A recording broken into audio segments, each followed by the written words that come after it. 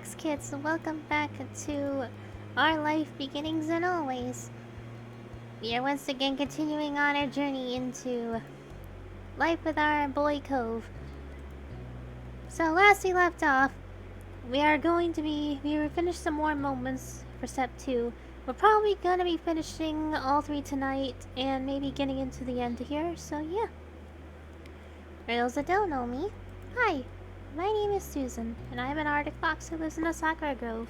And with me, as always, is my lovely boyfriend. Heyo. So, you ready to get started, sweetie? Yep, sorry, what was that? I got interrupted by a thing on my end. You ready to get started? Oh, okay. Yeah. So, we're gonna go into the next DLC, which is Summer Work. And we got Escapade and Soiree at last. So, let's go! Is everything okay? Let me just make sure the volume's okay. I'm gonna turn this up a little bit. There we go. Alright. Also, there is DLC for, I believe, for Derek that'll be coming out soon. I don't know if I'm gonna get it or not, but yeah. Let's go! Okay. You stared out the window, watching the scenery pass by as your mom drove down the quiet streets at a leisurely pace. A singer crooned sweetly from the radio, turned low enough that you could block it out if you wanted. You turned away from the window when your mom suddenly spoke up. Well, kids, are you excited to be going to the library? I guess. You don't sound so sure there, Susan. Mom wasn't wrong. It was what it was, but your real interests lay elsewhere. Taking a trip down to the library used to be kind of fun when you were a kid, but that was different from right now. So? What about you, Cove? You're part of the conversation, too. I can work better there than at home. It's good we're going, I think. Sounds good. Well, I'm happy this will be of use to you. Just make sure you're not distracted by one another. That would be the purpose of the trip. She grinned at you briefly, so you knew she was kidding and meant nothing by it. Mom refocused on driving, humming along with the radio under her breath. You went back to staring outside. As you passed one street, you caught a glimpse of someone in brightly colored clothing passing out balloon animals. It sparked a faraway memory, and you felt your lips twitch up before consciously remembering why. How long ago was that you and Cove watched the amazing Alexander performing magic tricks?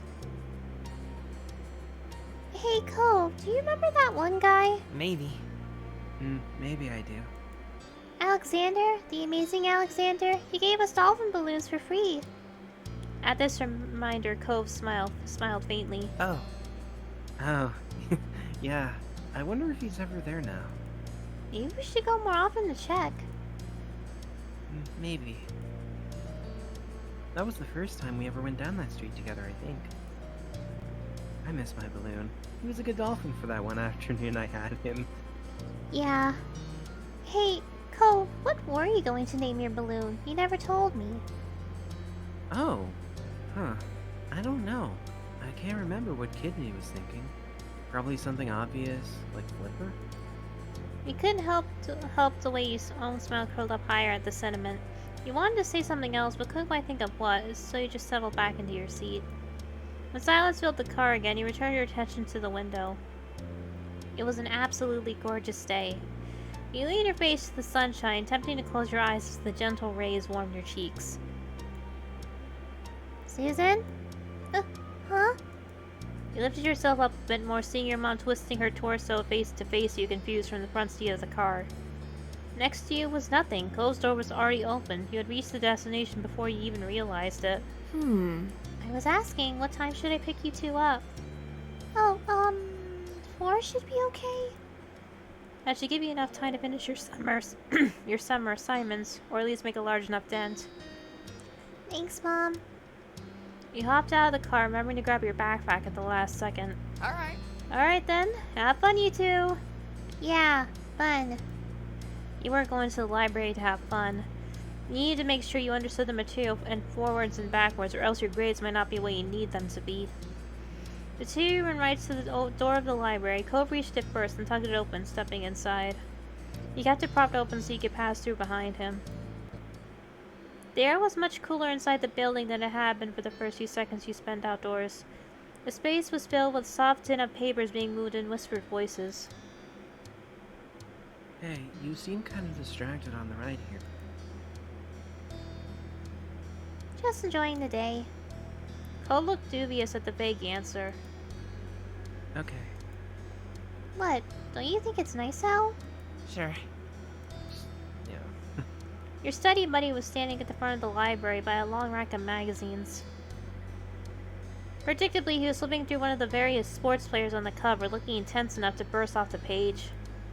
His head snapped up when he walked over, beaming wildly. Hey, Susan. Cove? Hi, were you waiting for a while? Not super long. Derek put the magazine back in its place. He then gestured to the space at his side. Most of the tables were empty, only a few people leafing through books. There's plenty of room. In unspoken agreement, the three of you started moving towards the seating area, Derek taking 2 steps for every one of Cove's. Oh, guess what? I'm pretty sure I've mastered the fake shot. I'll show you some other time. Derek looked over to gauge the level of interest. Do you know it? Soccer's not really for me. How does it go? Derek's eyes flashed with excitement as he explained. Okay. Well, you move the ball like you're gonna go one way, then... He demonstrated by running a few steps ahead, showing off some fancy footwork. You do it like this, then it does like that. He laughed, bobbing your head at his attempt to get the trick across with no ball. The three looked over to the checkout desk. The librarian stood behind it and was wearing a deep frown. He felt you were apologetic. You mouthed sorry, and she sighed before turning back to the book she was reading. Derek scratched his cheek, choosing not to let that derail things. Oops. So, what are you guys working on? Hey Drake, how's it going? Long time no see. Hey yo. Hope you've been well.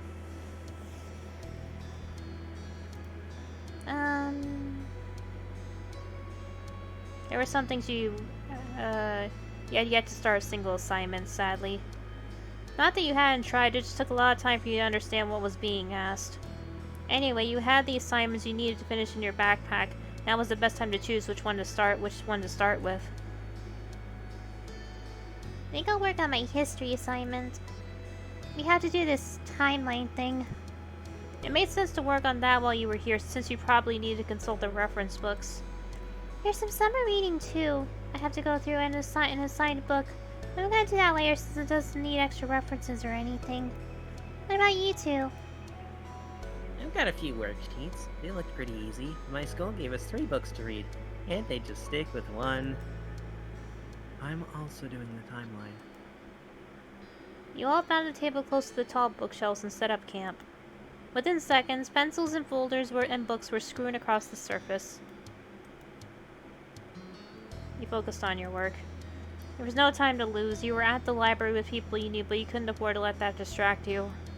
You checked the requirements on the homework sheet your teacher had given you, then opened up your textbook to the pages you needed. After some time, Ko shifted in his seat, twisting his back as if trying to work some knots out. Feeling angsty? You paid enough attention to Ko to recognize when he was no longer feeling comfortable. Yeah, I'm gonna wander around for a bit. Talk to you later.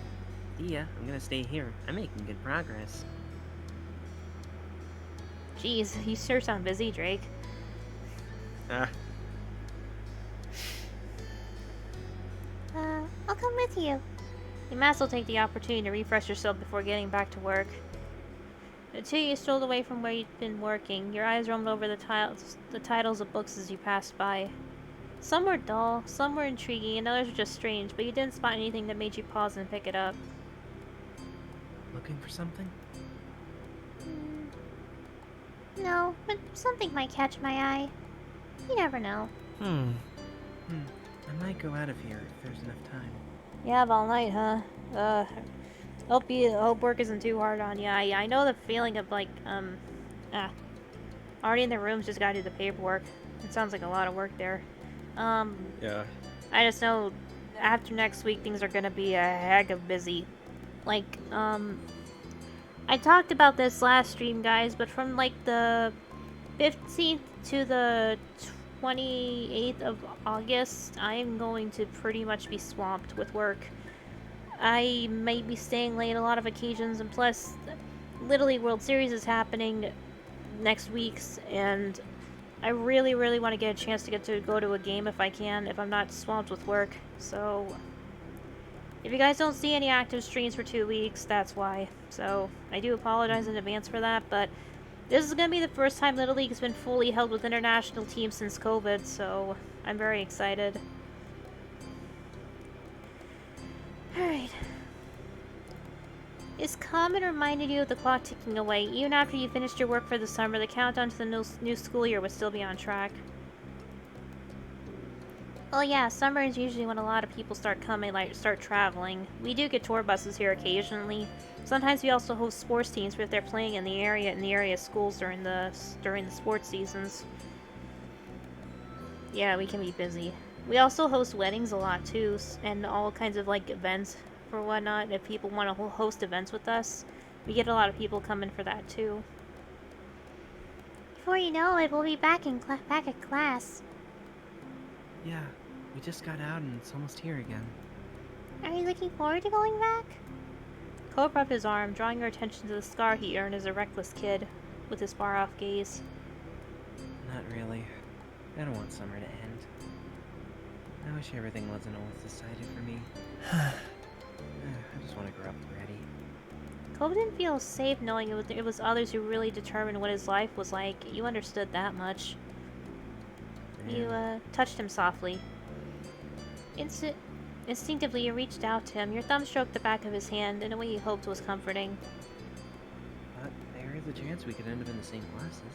That would be nice. You nodded, glad that he was cheering up some. Trust Cole to look on the bright side. I'd like that. A smile spread across his face, crinkling his eyes. So... What about you? Do you want to go back to school already? No, I don't want summer to end either. It made you stressed just thinking about it. Cove nodded, obviously getting where you were coming from. There was really no getting away from the topic of school right now. It prompted you to think back to the classes you were in. You pursed your lips. You wanted to enroll in the art class. It wasn't mandatory at your school, but you definitely hoped to participate. The math class kept your attention. You also liked figuring out solutions to problems, especially if they were a bit hard at first. And science class always fascinated you. You hoped to bring more cool experiments this coming semester. That was all. History and English are my mess. I did terrible in those subjects in school. Math and science are more my stronger ones, just because I got decent grades in them.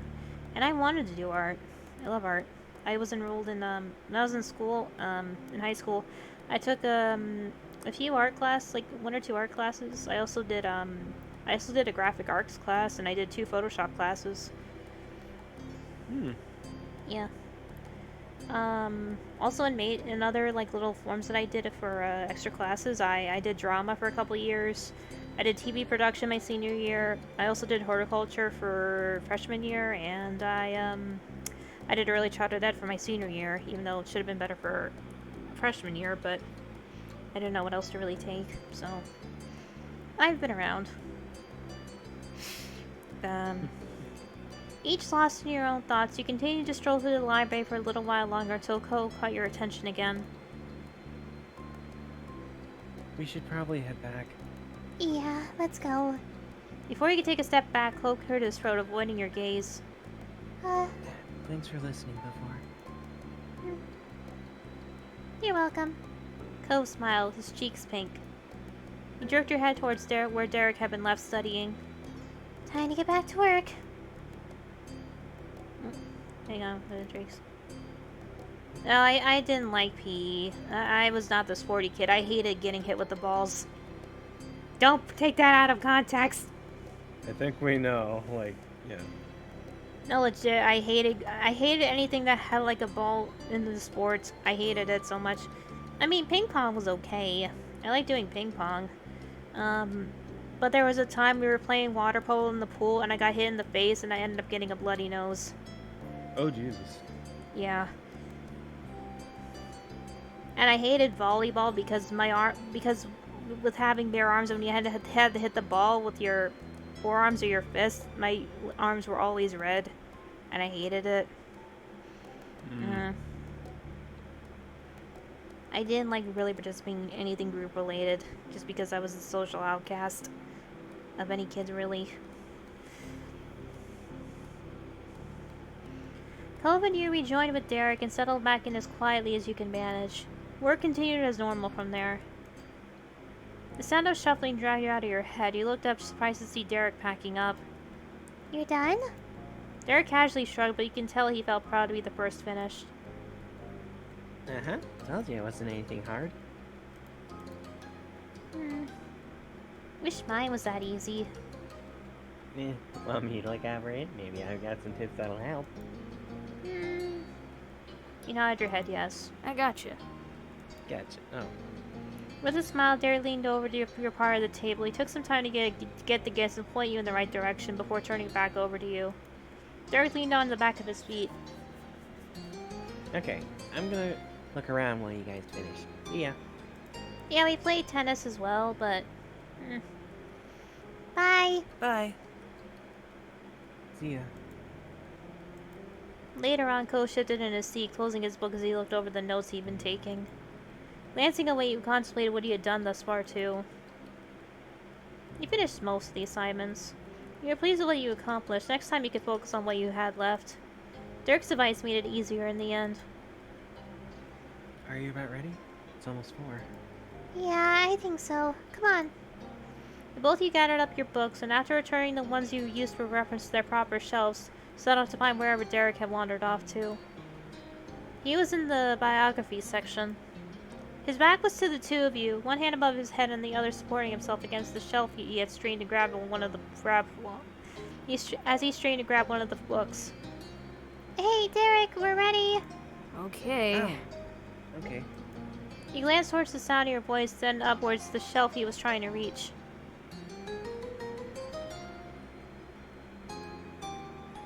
Derek? Do you need help with that? Derek frowned, eyes flickering to Cove just for a second before shifting to look at the floor. Yeah. Thanks. Yeah, I mean, I'm not really a sports person myself. I mean, I like to swim, but only as like a hobby. Like if anybody has like a pool in their backyard, I love to swim. Oh, who's calling me now? Excuse me a sec. Hey, old pizza. No.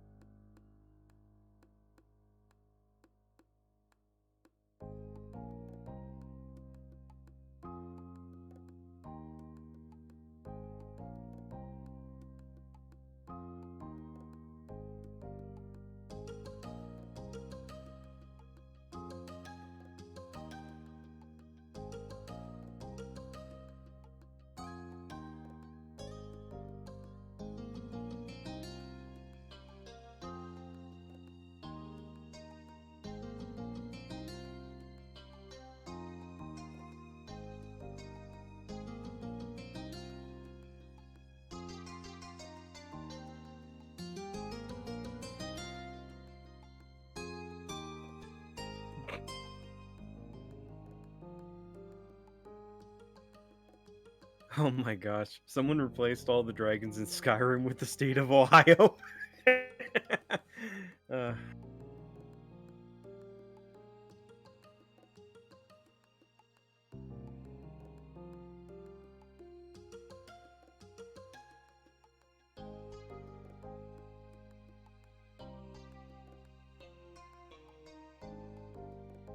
let's...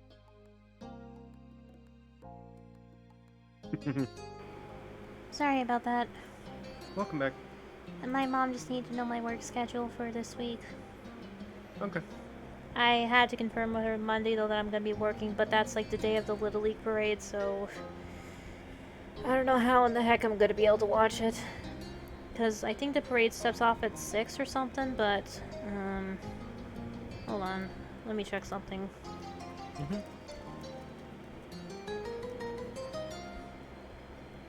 Steps off at 5:30, so...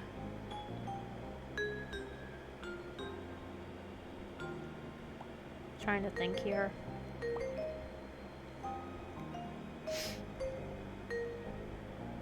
Sorry, I'm just trying to look at something. Okay, so the parade steps off at 5:30. Likely won't get to the meeting place until like maybe 6 or 6:30, so... Considering how it's not too far of a walk to get to where I need, so... Should be able to make it. I might have to just bring a change of clothes, but... Because I might have to bring a bigger backpack and a change of clothes with me, so... I think I can manage it somehow. I'll see what I'll figure it out when the time gets closer. Go ahead. Oh, okay. Which one? Derek directed Cove towards the book he wanted. It was an autobiography of someone you never heard of before. And then the three of you moved to the front of the library to wait for your rides. You stood close to the window, let out a content sigh, feeling the rays warm for you from the slightly chilly library interior. Got any plans after this? Gonna work on my technique and get rusty while school's out. That answer was inevitable. Technique for what? Soccer. How about you two? The words "you two" echoed in your mind. You knew what Derek meant. But why was it bringing a smile to your face to be linked with Cove, even the most tedious circumstance? Nothing planned. Me neither. Oh, that's my dad's car.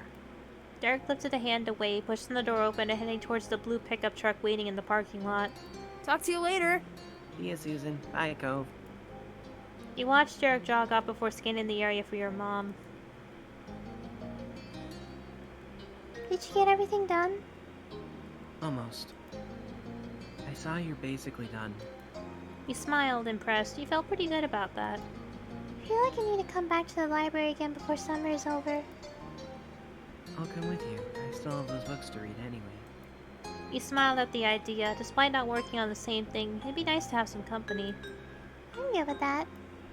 Hey, do you want to do something with me after this? Oh, sure. Cole seemed eager towards the offer. You hadn't exactly expected him to say no, but the agreement still made you happy. The two of you smiled at each other. Cole looked away after a second, and so did you, fidgeting with the hem of your shirt. It wasn't long before you spied your mom's car coming down the road. There she is. Alright. Time to go then. You climbed into the car, sliding into your usual seats and buckling the belts. Hey, kiddos! Did you get a lot done? Yeah. Nice. The car shifted into action. You watched as the library shrunk into the distance. It wouldn't be the last time you saw it this summer, but at least you knew you were going to have company. You fielded questions from Mom while trying to juggle a conversation with Cove. When she learned you two were planning on returning, she immediately offered to give you a ride next time.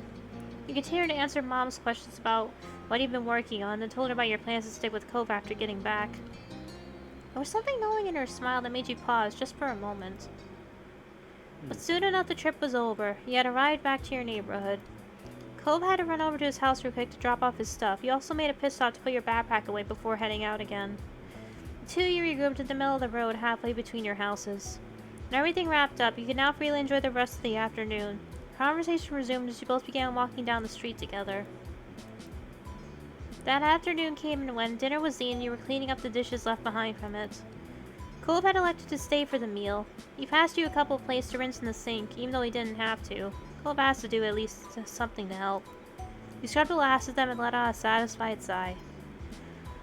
Okay, they're done. I'm going upstairs now. You dressed your guests for the evening. Are you gonna come with me? Yeah.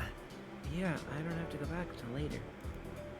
Take it easy, kids. Thanks for your help.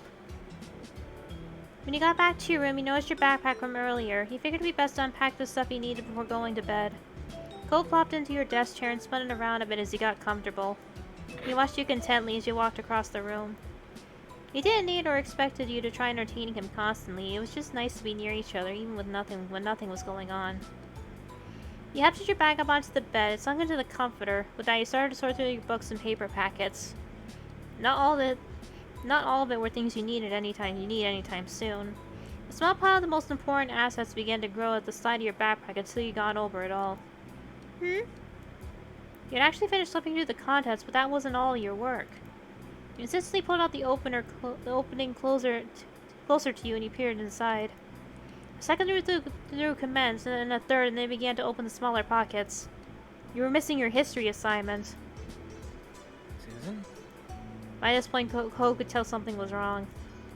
That was part of your summer work that you had gotten done, and now it was gone. It hadn't been that noteworthy before, but the bag wasn't really zipped when you had first begun to look through it. The work could have fallen out somewhere if you hadn't had it in the first place. Your stress level shot up. It was gone, and now you are going to have to replace everything you did for it. My history work isn't in my backpack. At your word, Cove jumped out of his seat. No way! Oh crap. Is there somewhere we can look? The bag was kind of open, so... He winced sympathetically. That left a lot of options for where it might be, most of them bad. You made a sudden bolt for the other side of your room, started to scour the spot the backpack was originally left in. With nothing inside there, you expanded the search to the rest of the space. Cove did his best to stay out of your way while keeping an eye open for your missing work. It was frantic and ultimately fruitless effort. Your assignment wasn't here. Let's check downstairs. It might still be in your house somewhere. Fine. How are you? Why, hello again. Is everything alright? He told Ma what was going on.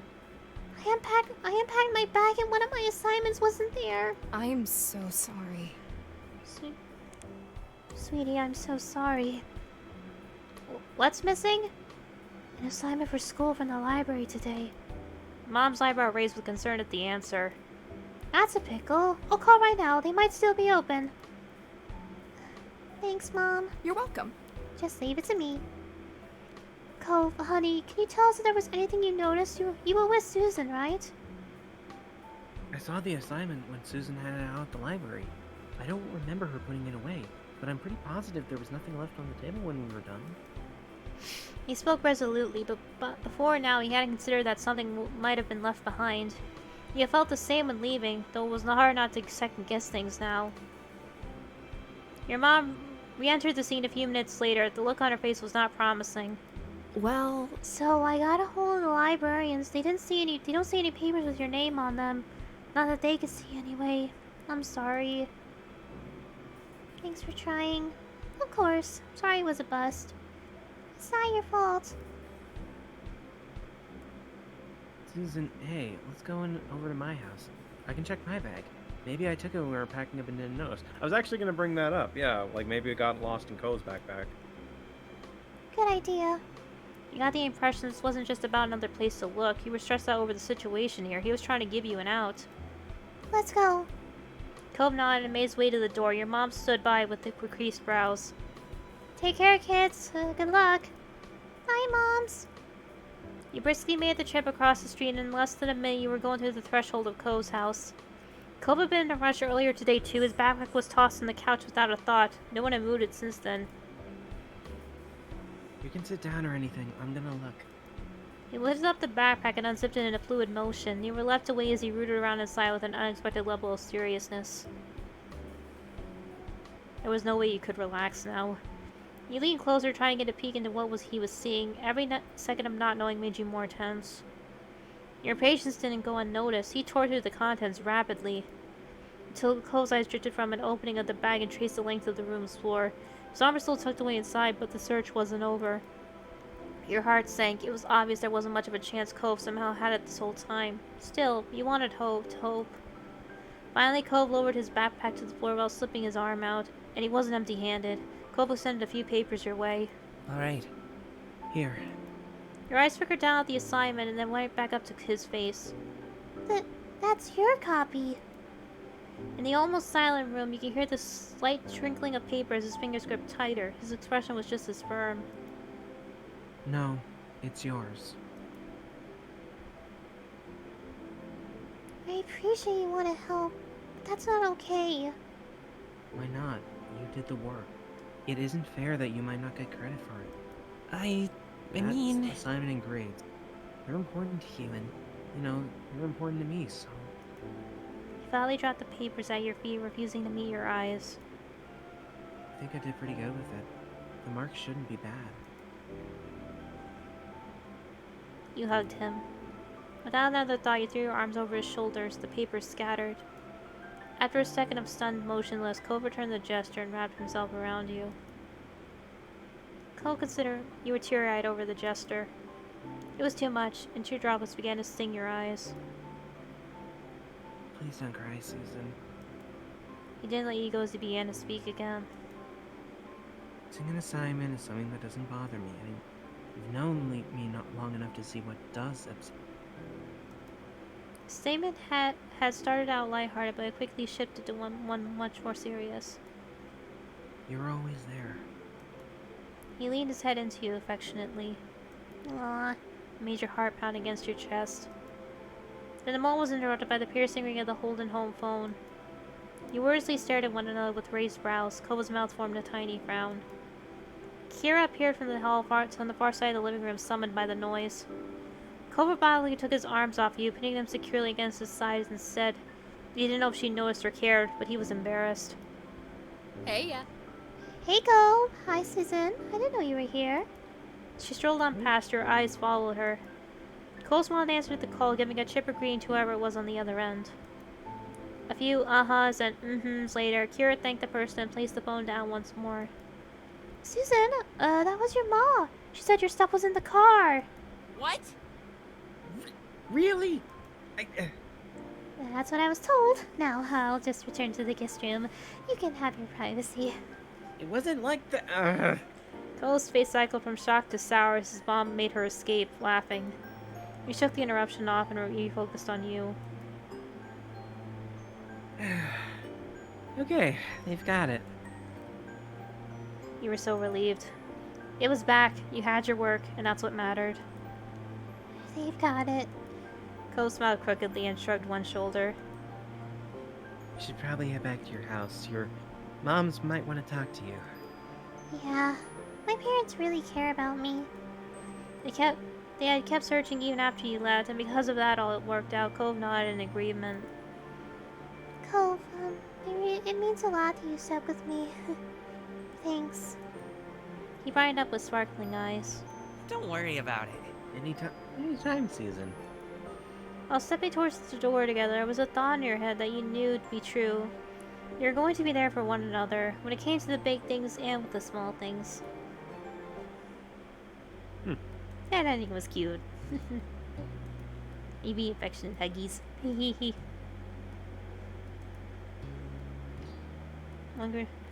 Well, good luck with the work, Drake. Gridlock. And next one, escapade. Yep. There we go. You looked up, noticing the sun was finally setting. You've been trying to delay the end of the day for as long as possible. The evening breeze tickled your nose as you sat on your front porch, munching on fresh watermelon slices. You thought the watermelon was just okay. You were debating on whether or not you should eat another slice. It was an alright sweet snack, but you're still content from dinner. You turned to look at Cove. You both have been sitting in comfortable silence for a while now. He sat next to you, close enough for your shoulders to touch. He's happily absorbed in his thoughts and in his own slice of watermelon. Chuckling, as you watched his face twisted in discomfort, he had to stop chewing to spit a seed into the bush. He did the same and spat a seed into the bushes. The two of you made a little habit of periodically doing that while you had been snacking. This time you decided to make a topic of conversation. I hate how it feels to swallow them, those hard black seeds. Yeah, I'm not gonna do that.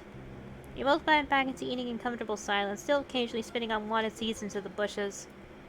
I wonder if I'll have another slice after this one. That one is your third already. Is that bad? It tastes really good. Man, I wish I was having some of that watermelon. Usually the ones I have are dry as shit.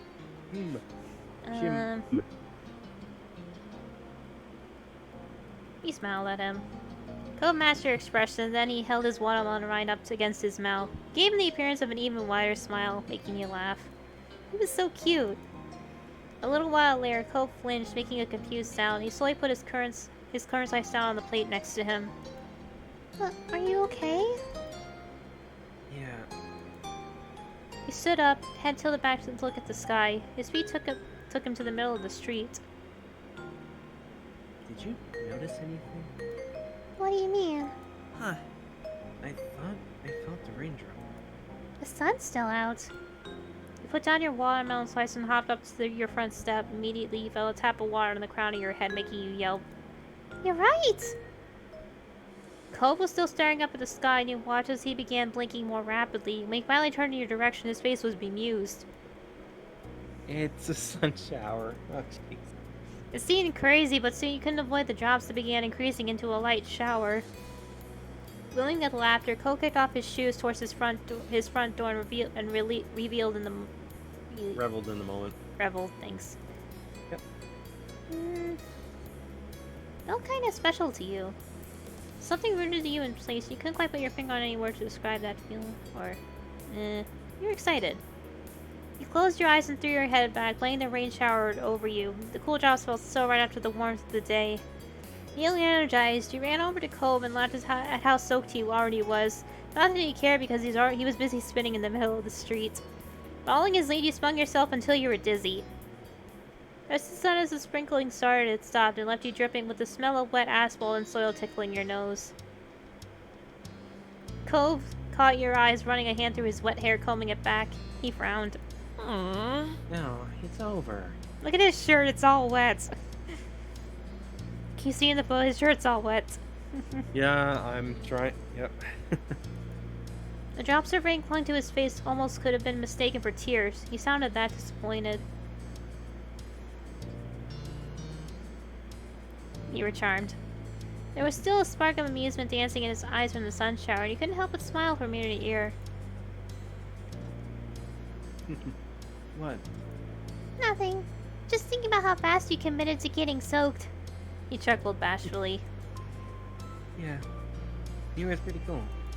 You then looked over to your door inside. You knew Mom wasn't going to be happy seeing you trailing water into the house. Cove rubbed his arm awkwardly. He must have been thinking the same thing because he watched you sympathetically. It's okay. You can dry off at my house if you want. My parents won't mind. You're the sweetest guy I know. Thanks. It's not a big deal. It is. I can already hear my ma's cries over my wet footsteps being all over the halls. Yeah, it would be bad about a dampener on the day. He chuckled at his little pun. Cove led you inside and you stayed close to him. We have a ton of spare towels. I just gotta dig them all out of the hall closet. Oh god, that's where the Eldritch Abominations was!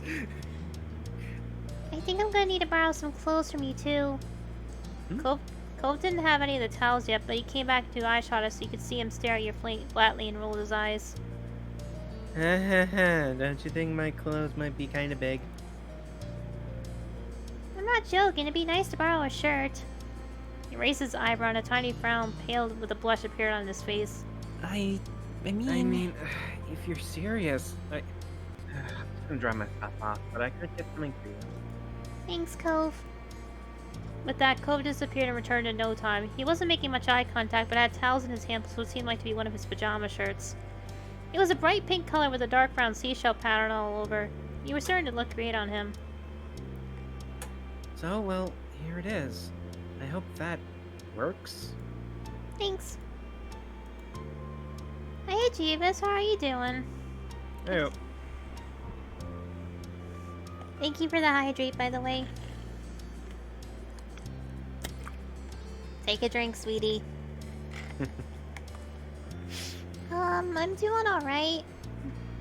Oh, here. You want head pats? I'll give you head pats. I'll pull out one of my... I have a couple of head pat emotes. There you go. Zen pat. I'm doing alright. I had a long day today. It was really humid. So, I almost had to work outside, but my new manager in training, offered to let me go stay inside today, so... I was able to get a decent amount done today compared to last week. Well, I should say on Sunday. But, yeah, it's just been chill. I've been watching Harutoki's, subathon, for most of the day, and, later tonight, I'm gonna be watching Altair do a Q&A, so I'm pretty excited. And now I'm just here with my boyfriend. Yeah. Speaking of, actually, probably on the 12th of August, I'm probably gonna make an announcement or something regarding my birthday since it's next month. So I don't know I don't know if I wanna. I might stream on my birthday. I might do some sort of event, but I'll have to think about it. Okay.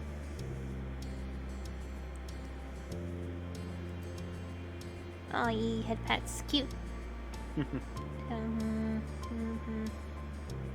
I recognize Seneca's. I know Seneca. Oh, he want head pats. I'll give head pats. I got one. Let me see. Hold on. I got a couple. 2. 3. 4. 5. 6.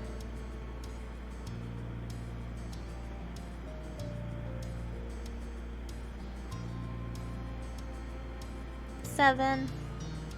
8. 9. 10. 11. 11 head pats! Yeah! I don't watch a lot of the people that you have head pats on, but they are cute. I only know Seneca because of, I've seen her on VR chat with Billy a few times. Anyways. Let's get back to where I was. You accepted both the towel and the shirt. You wrapped the cloth around your neck temporarily and took a trip to the bathroom to change. The shirt was old but very soft. You already felt more comfortable just thinking about having it on instead of your current damp attire. You left your shirt over the shower curtain rod to dry, patted yourself down with the towel, and slipped Co's shirt on. You wrapped your arms around your torso. The change didn't completely fix your predicament, but it was definitely an improvement. Even if it was kind of an off fit, you could make it work. And you couldn't deny it was a little bit thrilling to wear a piece of his clothing. You almost couldn't believe it was true. Not wanting to keep Cove waiting, you promptly returned to the living room. He looked up to greet you after hearing you come back down the hall. How'd it go? Is it bad? It looks good. What? Really? He chuckled a broken laugh, unsure what the proper thing to say about the kind of situation was.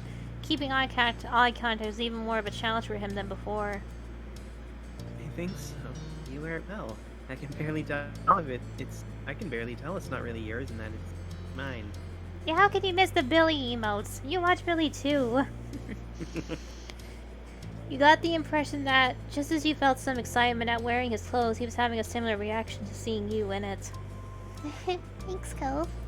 You're welcome. Oh, he's so cute. A sudden call caught both of your attentions. I thought I heard voices. Cole's mom strolled into the living room with a curious grin. Huh? What happened here? You're both wet. There was a sun shower.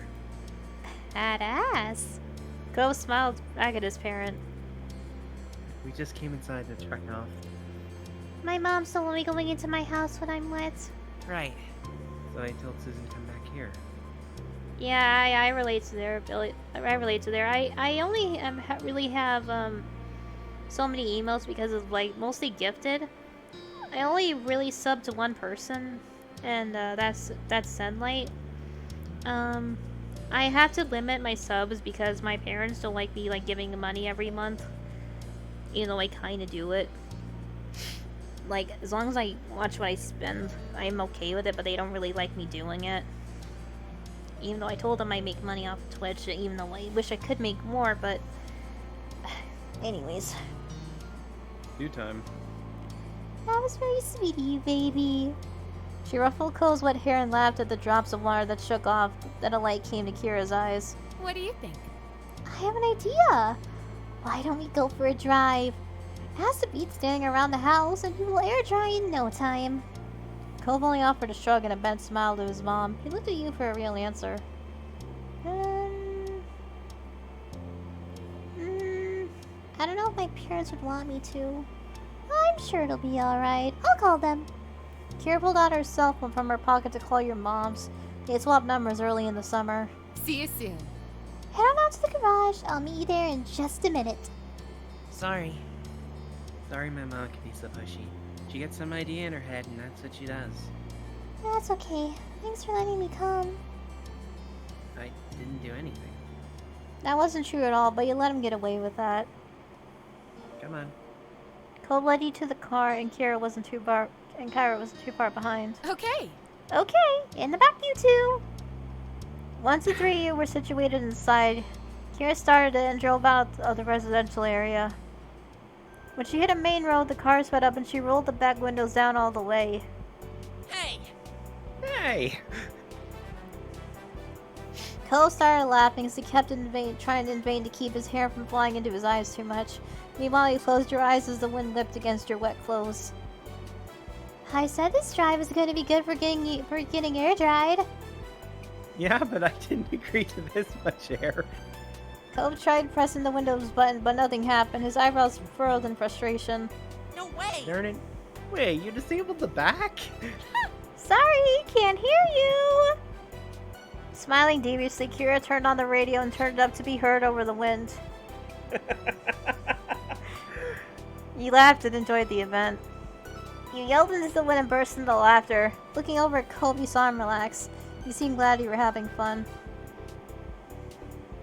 What the heck is this? And then something struck the side of your leg. Several papers were freed from under the car seats and were blown about.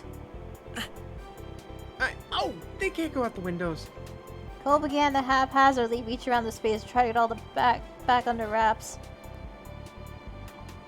You helped frantically. You jumped to his aid immediately, trying to snatch up every single paper crashing around within your reach. As much as you both caught fistfuls, there was no stopping a few that got sucked out the windows. Cove gasped. Mom, close the windows. Kira offered no response other than a chuckle. She kept driving. The both of you had sour looks at that. We got most of them. I know. Thanks. What was that? The sun set completely, and at that, Kira rolled up the windows. Cole let out a big sigh and released the random bits of paper he had in his fist. Oh, my mom is crazy. He ran a hand through his wind-blown hair and laughed with a bit of expiration. He felt good. The evening had really turned out to be more interesting than you expected. Grinning, you were happy with your odds of whatever else would happen next. Cole watched you with his interest until his focus was taken aback by a new comment from his mom. I bet you're not feeling damp anymore. No, but now I feel tricked. He sided with Cove. Yeah, you didn't tell us you'd trap us like that. My bad. Kira continued driving. The radio volume was adjusted for the closed windows, and everyone was sitting more comfortably. Kira then lowered the sound even more after pulling into a red light. She took the chance to turn around and you caught her coy smirk. So? Does anyone else know? Does anyone know what we drove past during the tricycle? I'm not sure I want to. A movie theater. Okay, most places have one somewhere. It isn't that late, you know? We could probably still catch a show. What? Really, Mom? We don't even know what'd be playing. Come on. That's what makes it fun. I want to see a movie. Both of you? You seemed hesitant. You gave him a smile and Cove eased up a bit. Aw, don't get me wrong. I'm not advocating impulse behavior every day. But it's important to seize the moment when you can. You might never have another night like this. And don't worry, Susan. I said I'd watch over you for the night, not just 10 minutes or so. I'll put your parents in the loop about hitting the movies as soon as we get there. That's, I didn't bring any shoes, though. You should all, I'm not wearing any either. You lifted your foot up and wiggled your toes so Cole could see. How are you gonna go inside barefoot? We can't. It's alright. Well, we'll sneak through. No one will notice. You can do it, just this once. You bounced in your seat excitedly, and that was actually going to happen. Kira was right. You never got to do stuff like this. Kira drove into the theater parking lot and shut the engine off. With the unbuckling of her seatbelt, she ushered you and Cove out. Despite being hesitant to leave, once outside, Cove burst into a sprint towards the cinema. You were right along with him. The tarmac was still wet from before and cold to stand on with bare feet. Inside, you noticed that there were no lines. All the current shows had already started. Kira paid that no mind and strode towards the counter with some words of encouragement. A third of the running time is ads these days. We haven't missed anything. Meanwhile, Cove stood next to you awkwardly. He shifted from one foot to the other and constantly kept looking around. His shady behavior would have made him much more likely to get caught than standing still would have, but there were people around to really notice. It was pretty goofy. Still, you consoled him. He poked Cove's arm to get his attention. You'll be okay, Cove. His expression softened into an appeased smile. Yeah, thanks. Enticed a sigh of... Eliciting a sigh of relief. Thank you. Eliciting a sigh of No relief out of you, Kira returned with the tickets in hand. She quickly hurried you and Cove towards the showing room. I am so sorry for the little hiccup, but hold on. We almost made it to home free. Once we sit down, it'll be smooth sailing.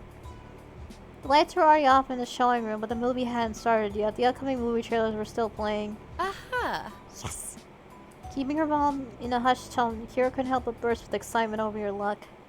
You followed her down the walkway until she spotted open seats in the middle-ish area of the theater. Kira pointed at the seats, looking over her shoulder at you and Cove, waiting for an input. Cove nodded and you decided to give her a thumbs up and she led the way. When you reached your seats, Kira sighed contently. Cove gave a sigh of his own and lifted his feet to sit cross-legged again instead of keeping them down on the floor. He then leaned over and whispered to you. So, do you have any idea what the movie is? No, I didn't hear the name or anything when your mom bought the tickets. Oh boy. After a couple more previews, the main event began. It dawned on you that quickly that it was a horror film. One about a group of students being haunted by a dangerous ghost. Oh no. You were terrified. The movie was only starting and you were already petrified. You hated it. Glancing over at Cove, he noticed they looked less thrilled with the movie. He bit down his bile lip and stared at the screen with trembling eyes.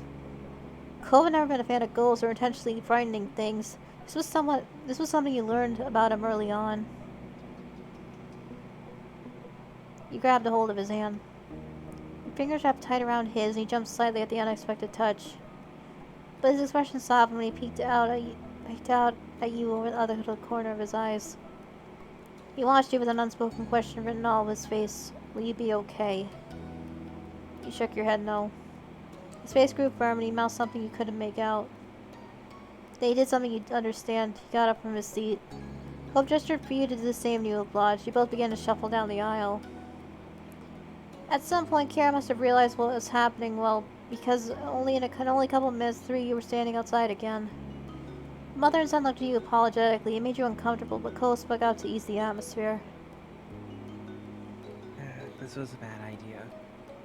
Come on. I think you're on the money, baby boy. Movie making's a lost art anyway. Let's hit the road. That was good with you. You've been scared and worried sitting in that theater, but in the end, Cole backed you up and you didn't have to go through it. You hugged him. You're also so glad you can count on him to be there. It wasn't possible to stop yourself from throwing your arms around him. You returned the embrace carefully. You stood together in the parking lot like that for a brief moment. I really didn't want to see it. I know. It's okay. Cove gave you a reassuring smile, and that was that. Both you and Cove took the same seats in the back of the car again. Even though it was late, Kira was trying to keep things light. We can safely say that this stop was a bust. I'm really sorry, Susan. I should have asked if there were any off-limit genres. I think I have some making up to do. Who wants dessert? Or just some regular food? Wait, what? You were surprised when you realized Kara wasn't on the way home, but turning into a drive-thru burger restaurant. You nodded. That's the spirit. Get whatever you want. Heck yeah. Ooh, this all looks good. I want, let's see.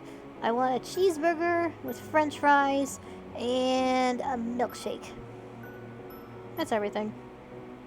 Is that alright? Of course. It's A-okay. Kira pulled up to the window and ordered what you asked for first. She then decided to order one of everything off the value menu. Whoa, what are you gonna do with all that? Eat it. Really? No, really? The whole menu? That's right.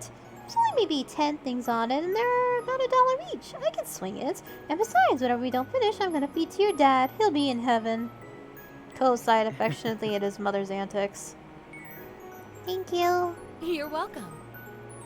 A few minutes later, Kira exchanged her money for multiple bags of food. When she quickly tossed to you both in the back seat, she then drove off into the night. Can you pass me something? What should I grab? Surprise me! He chose one of the wrapped sandwiches and handed it to her. He had no idea if it was a burger or something else. Thank you. Thanks very much. Accepting that this was happening, Cope shrugged and started pulling out the food for the bags himself. He ended up with some onion rings and he happily munched on them. He made sure to grab something he liked. He wouldn't even question Kira's crazy ride anymore.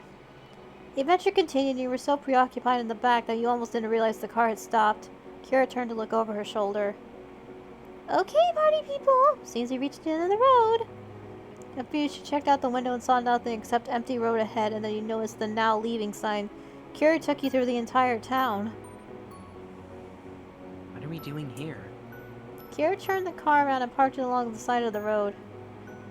I think you both could use a break to stretch your legs. I doubt anyone is going to come through this test here this time of night. Besides, I need to make a call, so go on. Cope shook his head and got out of the car without a fight. And then all of a sudden, your character's mom shows up in another car. Not again. He followed Cove. He got out and caught up to Cove. He was busy looking at the stars, stretching his arms while he strolled around.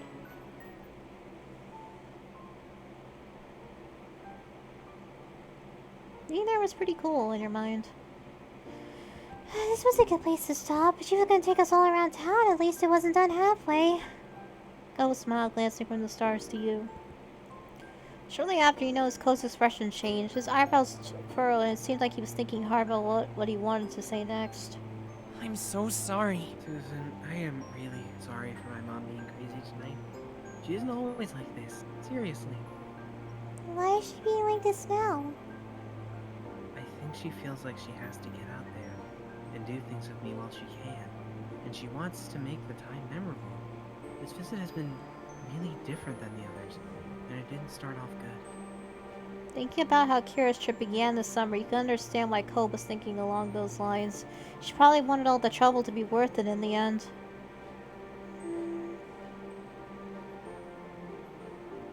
Are you having a good time with your mom around? Yeah, it's so weird having her and Dad in the same house, but I love her. She's my mom.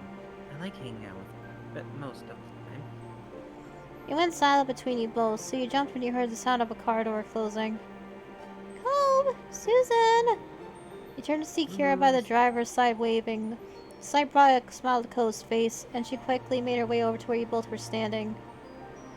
Thanks for waiting. I didn't mind. My baby. How do I end up with such a polite boy? She ruffled his hair and Cove lowered his head in accepting the compliment. He thought about how interesting it was to see how Cove interacted with his mom.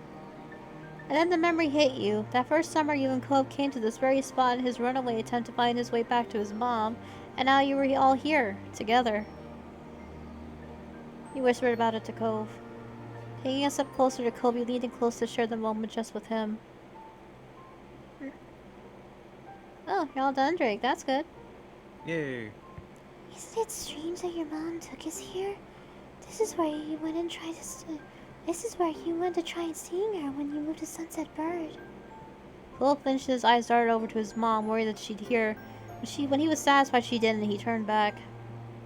Yeah, it's weird, but she doesn't know what happened. At least I'm pretty sure she doesn't. Really? Dad likes to tell her things are fine, so she doesn't worry. You know, I didn't kept a secret. Holding you gratefully, and you shared a Conspiratorial smile. Thanks. I problem. can't read words sometimes. It's all good. Anyways, it's kinda cool to be here, right on the edge of town. Exactly. We're standing on a Precipice. Thanks.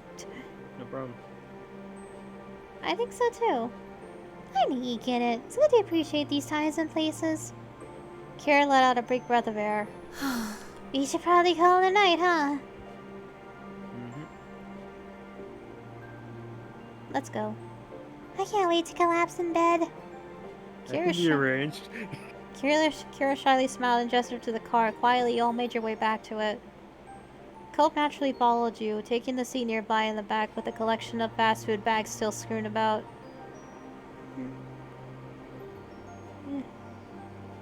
It's okay. No worries. You rest your head into the seat as the car roared to life. As you did, Cole leaning in closer to you and whispered, Hey, I can talk to your moms if they do get mad about tonight. For some reason, it was my mom's idea. You didn't have a choice. Thank you. You're welcome. Also, don't worry about bringing the shirt back. When we get home, just keep it. Until tomorrow? He simply shook his head. Your face went warm. He was giving it to you. You're the best. Ko smiled bashfully at you, but said nothing else. The drive home was smooth and uneventful. The radio was off completely, and you felt your eyelids getting heavy. Your head came to rest on Cove. You were too tired to keep your head up, and it felt quite comfortable there. Cove didn't have any issue there. He leaned into it. You must have been exhausted too. You were happy to stay close like that. It was warm and comfortable. When you opened your eyes, you were expected to still be in the car, not your bedroom. It was somehow already morning. You couldn't remember how you ended up there. Sitting up in bed, you thought about how last night was quite an experience. It would have almost felt like a dream if you weren't still wearing the shirt Cove had let you take. It definitely happened. And you were glad that you got to have a spontaneous escapade this summer. Wait, who brought us back to our bedroom? Yes. Wait a minute. What the? There we go. Okay. Yeah, that was weird. Did Cove carry us back to our room? Well, I thought he was tired. Guess not. I wouldn't be surprised if he did. Alright, we're on the last one. Soiree. Yep. Soiree. Same thing. Yeah. You waddled away in the morning, doing whatever struck your fancy, and now here you were recharging with lunch. With nothing on the horizon, you were free to spend as much or as little time on your plate as you wanted. It was while you were thinking of all the possibilities for your afternoon that your moms approached you. Hi. Hi, Susan. You okay? Mouthful, you nodded in reply. To your surprise, they both sat with you at the table. Based on the time, I wondered if they were joining you for a meal, but neither of them brought anything. Alright. Great. We wanted to have a little chat with you. The qualifier little did nothing to downplay the situation. You're chewing slow as your eyes widened, looking from one parent to the other. Anything that required both of them to talk to you must be something big. You perked up. You're mindful of exciting possibilities. A vacation, maybe? Or a pet? A revelation that you were actually undercover agents? You leaned in, eager to learn more. There's a soiree at the Cypress tomorrow night. Your ma and I are going. The Cypress was the country club your moms were a part of, and where Elizabeth played golf. It seemed like every other month they had some event or another, all with fancy names like soiree. You nodded eagerly, anxious for Mom to get to the good stuff. Mom chuckled at your poorly concealed reaction. Leading in, Ma took your hand and squeezed it. We decided to make the night a bit special. Elizabeth is going to be allowed to stay home fully alone for the first time.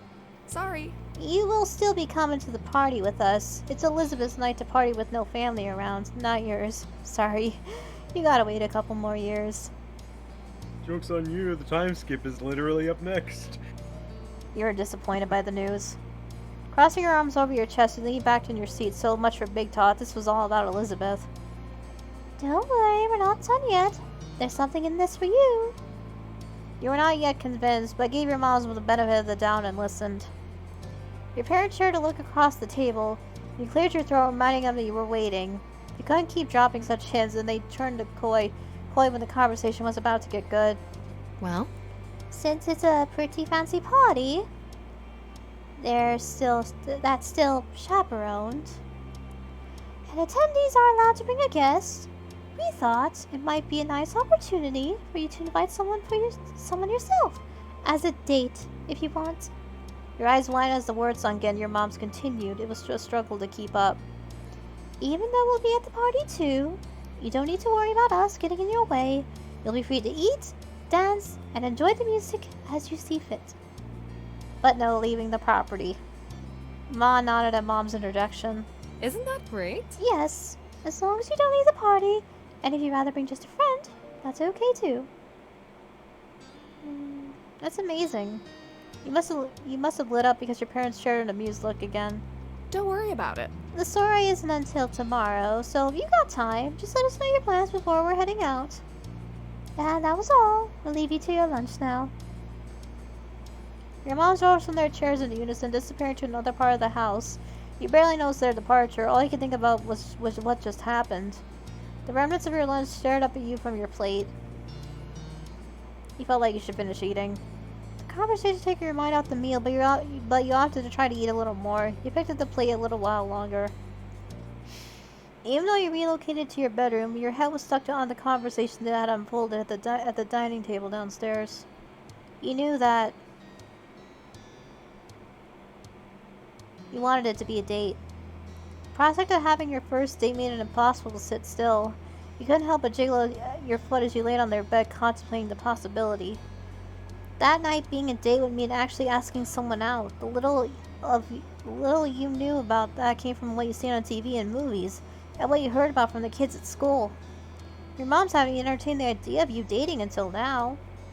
You went over the possible words and phrases in your head, setting up scenarios and smooth sayings before tearing them down and trying something else.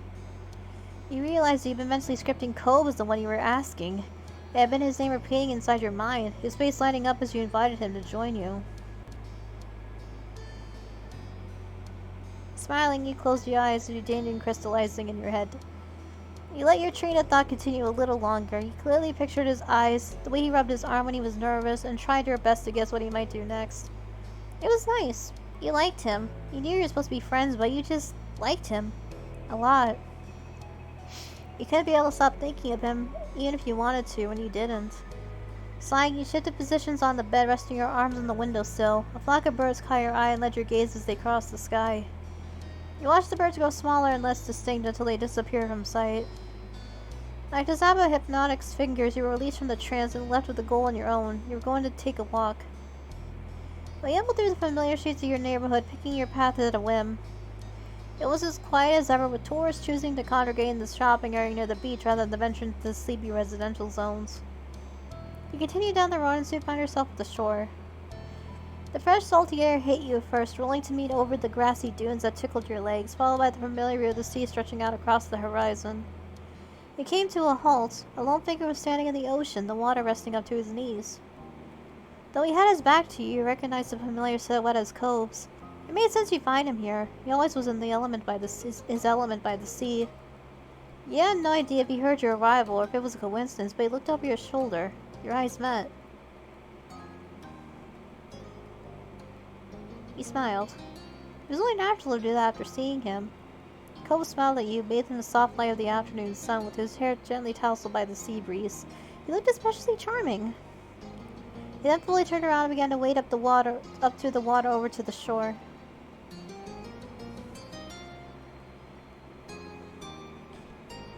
You hoped he could, you relaxed after running into him. You're alright with this. It just felt nice to come across Cove right at this moment. The question of whether to invite him, and if so, in what fashion, was in front of you, between leaping into a world of unknown or enjoying the safety of the familiar. Susan. Oh, hey Susan. Are you free right now? Not exactly. My moms are taking me to a soiree tomorrow at the country club. It was kind of a strange speech, but he wanted to get right to the point. Oh, soiree, huh? Sounds exciting? He was smiling politely, but you could tell that your outing you mentioned hadn't sparked much interest. That didn't come as much as a surprise to you. Formal affairs and big gatherings were some of his least favorite things, but you were sure he'd attend if you were the one to invite him. You only had to do it. Cove tilted his head curiously at you. You reserved to make it a date. Cove continued to watch you out expectantly. It's kind of thrilling to keep him in suspense. Susan? My parents said it would be alright if I brought a date, and... You danced around the unspoken question, hoping that Cove would catch your drift. Caught off guard, he lifted his hands in front of his chest out of surprise, and then packed them down in a cross over his chest. He twisted his face to the side, no longer able to meet your eyes. He still couldn't handle hide the flush on his cheeks. Oh my god. Are you serious? I'm as serious as... something serious. It's very serious. Serious is what I'm saying. Seriously? His lips were pressed tightly together, preventing any more words from slipping out. You could tell he was nervous, but that was always easy to pick up on with him. After another moment, he inclined his head, dipping in a nod so slight that you might have missed it if you hadn't been able to tear your eyes from him. Really? Cove closed his eyes, trapped in his awkward pose. He was gripping his arms so tightly that the skin around his knuckles was fully taut.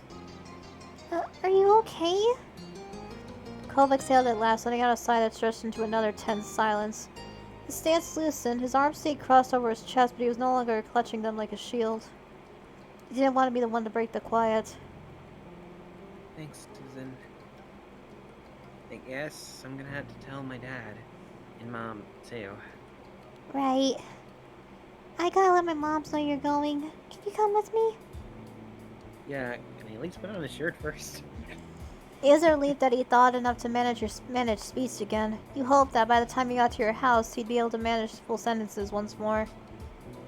Cole went to where he discarded his things in the sand, tugging his shirt over his head and slipping on a pair of shoes before joining you and setting off home. The two of you stepped inside the front door of your house. It was an action you'd taken together countless times, but your stomach had never churned quite like this on previous occasions. At the sound of the door opening, your mom poked her head into the hall. Hello. Ah, Cole, it's you. What a surprise. She chuckled at her own joke. Cole was always there, and she knew how close the two of you were. Bringing anyone other than him back would have been an actual surprise. Hi, Mrs. Sakura. It's nice to see you. So I take it Cole's being our guest for tomorrow night? Yep. Well, And what kind of outing will it be? Her voice was hesitant but serious. Cole ducked his head down reflexively. You knew that he figured out what she was driving at.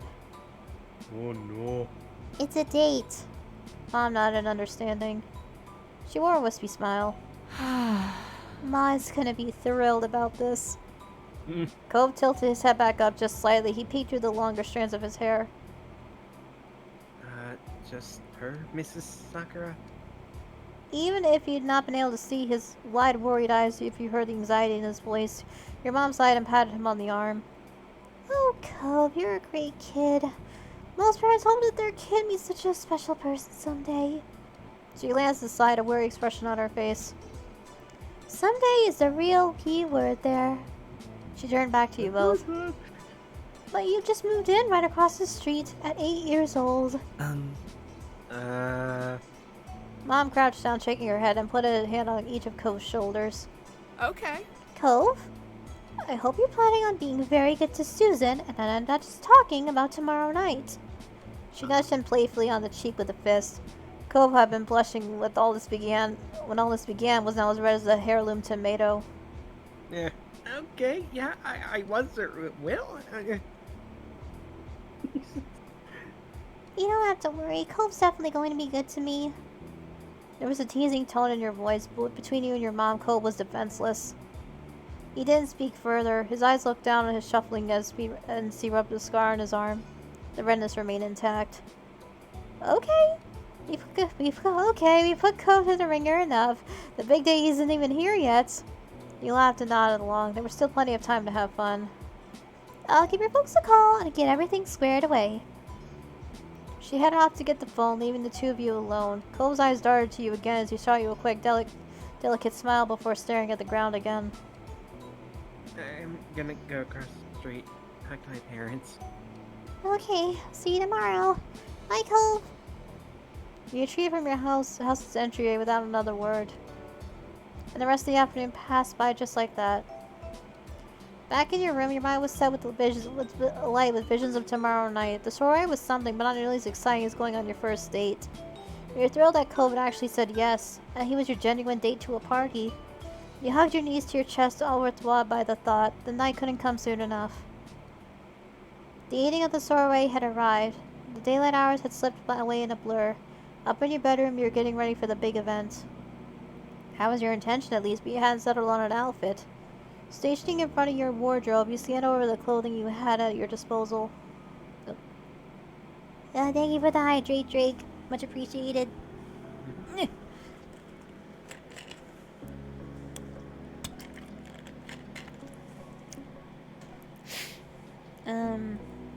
Though Ma had mentioned the event was a bit dressier than a normal get-together, you didn't necessarily have to comply.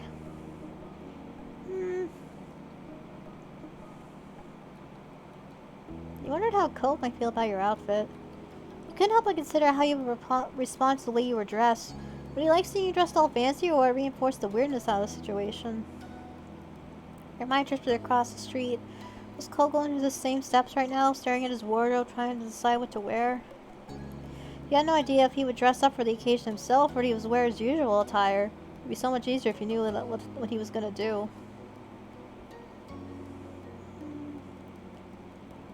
He wanted to impress Cove.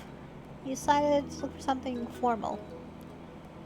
You attempted to decide between the nicer pieces in your wardrobe, the ones that really had a chance to come out. You decided to dress formally because you were dressing to impress. Fashion was a competitive sport, just like the golf tournaments the club hosted. You might not walk out with a trophy at the end, but you still had every intention of winning. To start, you decided to wear... I want to wear a dress. The one you picked was light and had sheen. The silky material seemed to glide through your fingers as you took it from the wardrobe. It was a perfect fit for a summer evening party. You began to get dressed, your fingers working the stiff zips awkwardly fastening. It felt different against your skin, reminding you with every movement that you were dressed up. Whatever happened tonight, you were pleased that you got the opportunity to wear this. Now dressed, you gave yourself a final glance over before heading downstairs, ready to head out. You found your moms already waiting in the living room. They were putting the finishing touches on their outfits. Ma strapping her heel into a stiletto shoe, and Mom trying to fasten a bracelet single-handed. They looked up as you entered. Oh. Aw, Susan, you look so nice, don't you think, Pam? Thanks. Thanks for dressing up, Susan. I hope the party will be prepared for your arrival. You look sharp. Mom was still struggling with the bracelet. You lent a hand, literally, by taking one side and holding as she secured the clasp. Thanks, kiddo. Wanda glanced over at the clock on the wall. Seeing where the hands were pointed, a frown creased her face. When's Cole going to be here? Do you know? I think he dipped.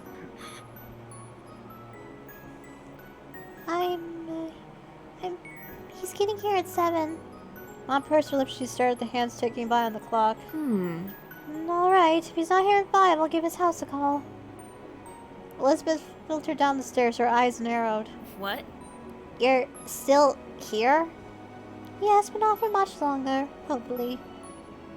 Wait, I know you're excited, but we haven't even said goodbye, and I want to go over how things are going to play out. Elizabeth sighed as Mom began listing the rules, ticking them off on her fingers. No ordering takeout or other deliveries. You can't have anyone else come over. Uh-huh.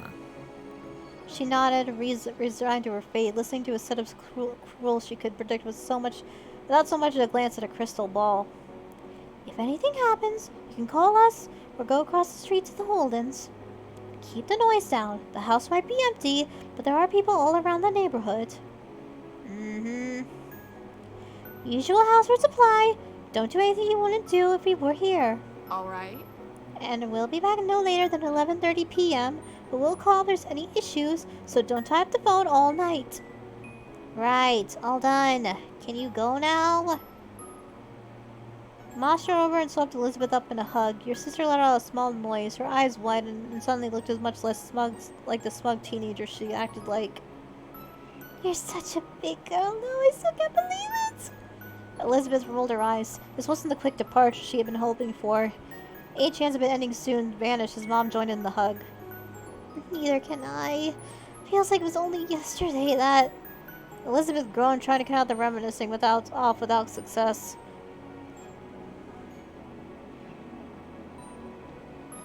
join the hug. Mom and Mala held their arms out to use your approach, welcoming you into the hug. Elizabeth whined, eager for this to come to an end already. Jeez! Can you all just go? Jeez! Your family disentangled from the hug in time to catch the doorbell ringing. Ooh, the guest of honor is here! She raced over to the door. As Mom predicted, Cove had arrived and he was ushered inside. Oh, nice. Oh, you look very nice, Cove. Oh, thanks. Look at our boy. Look how good he looks. Look how fancy. He looked around the room, searching for a way out of the conversation before his eyes met yours. Cole pulled his face into a smile. As you reapproached, the tension in his face faded away. You watched him taking in your outfit, swallowing and grinning at you again. Hi, Susan. Hi, Cove. It's nice. You look, really nice tonight. I'm glad we got to do this. Going to a place dressed up, I mean. His words took you by surprise, but after the earlier worries about your appearance, they were a welcome balm for your nerves. You attempted to control a grin spreading across your face. The small stalemate had made a big impact. You look wonderful. Cove held his arms tight against his body, shielding them from such an overheard declaration of approval. Thank you.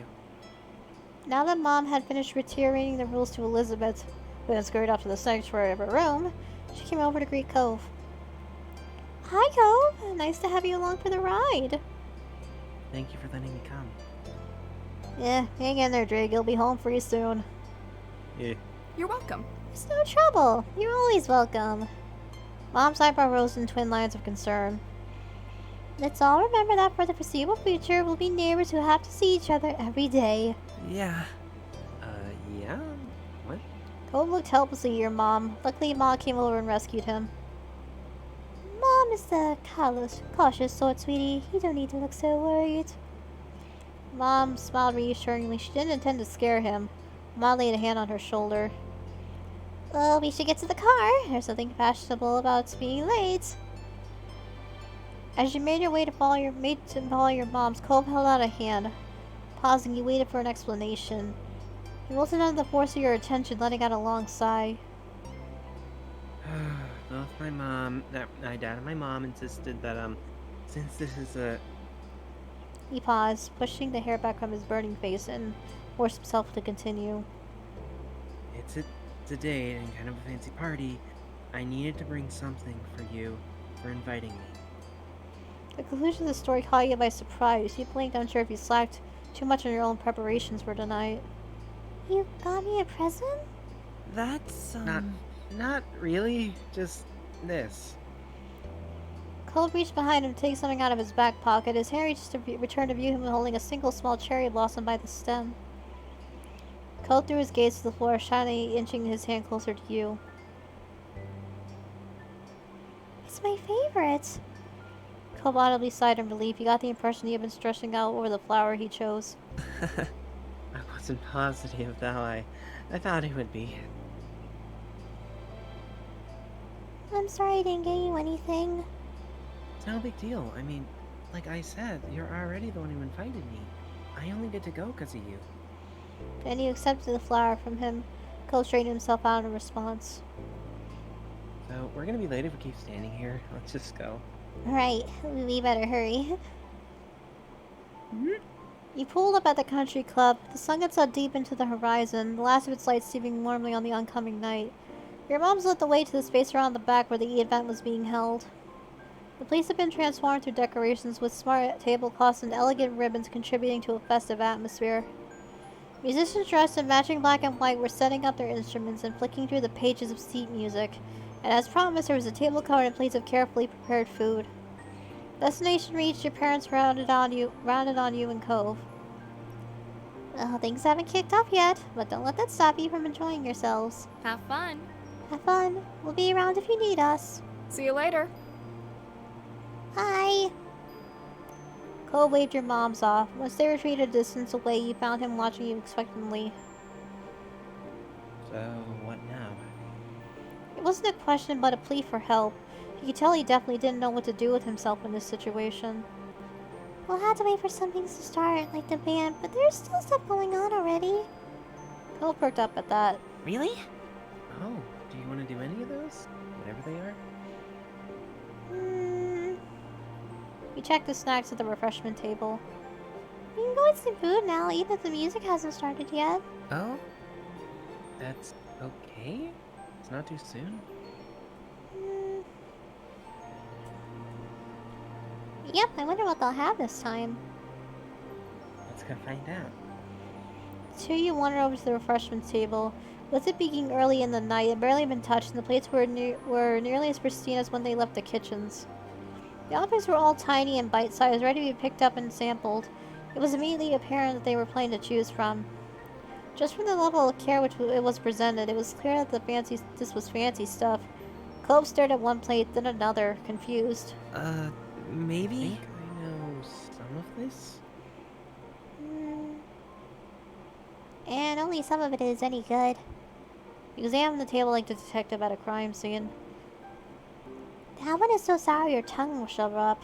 That one looks like chocolate, and it is. Mostly. What else is it? Nasty. Cove's eyes were as wide as you guided him through what was an offer. It made you feel sophisticated.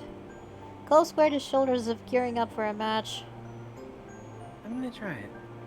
He picked up a plate and he took one appetizer, then another, and another. Soon you realized he was taking one of every single type. You're taking everything? Yeah. Why not? You know what, why not? You might be stuffed afterwards, but that was a problem for your future self. Right now you were going to enjoy the feast to the full. Cole nibbled his way through everything the Cypress had. The results of his endeavor were mixed. He was revolted by some of the things he tried, only screwing up his face and rushing to find a drink to wash the taste away. Yet these bad experiences didn't stop him from plowing on, moving on to the next sack with an open mind. There were some foods he were neutral about, dismissing them with a shrug, but best of all were his reactions when he stumbled across something good.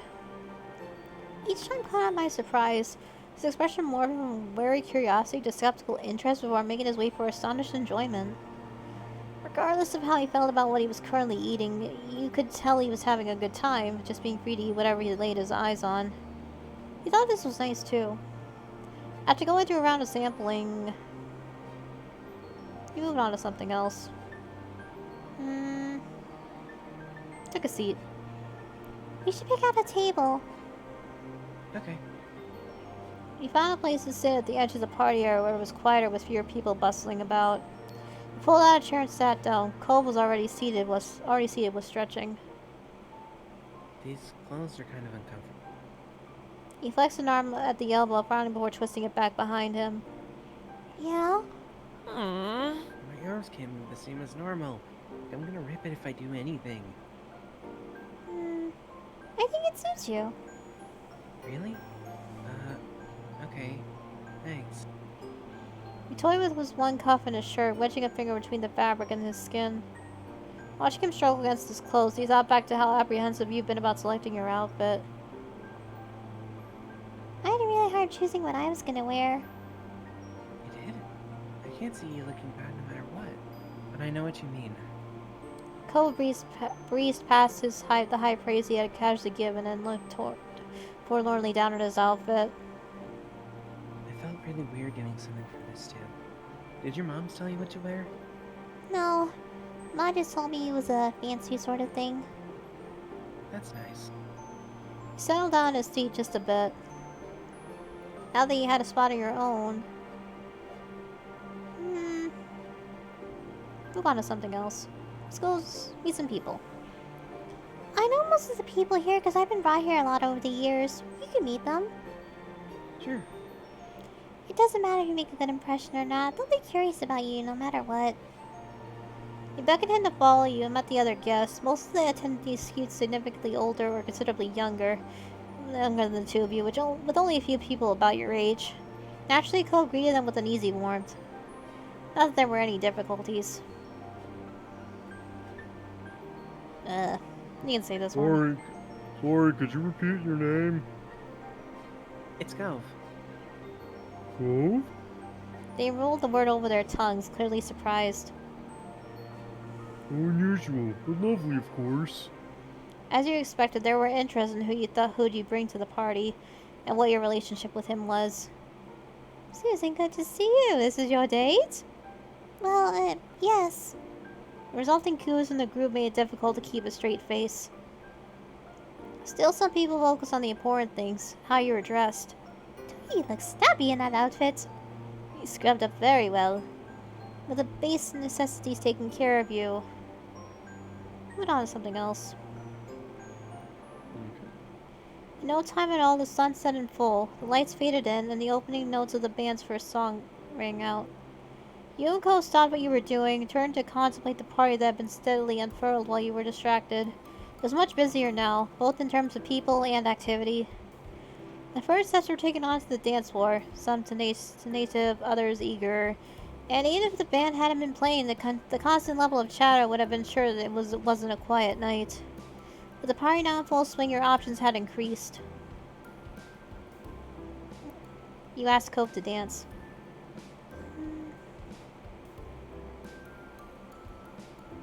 Cole, can I have the pleasure of your company on the dance floor? Really? He blurted the word out without thinking, and then clamped a hand over his mouth before anything else could slip out. Really? Cope sucked in a deep breath as he was trying to inhale the confines as well as oxygen into his lungs. Confidence, as well as oxygen into his lungs. He gave a single serious nod before holding a trembling hand out towards you.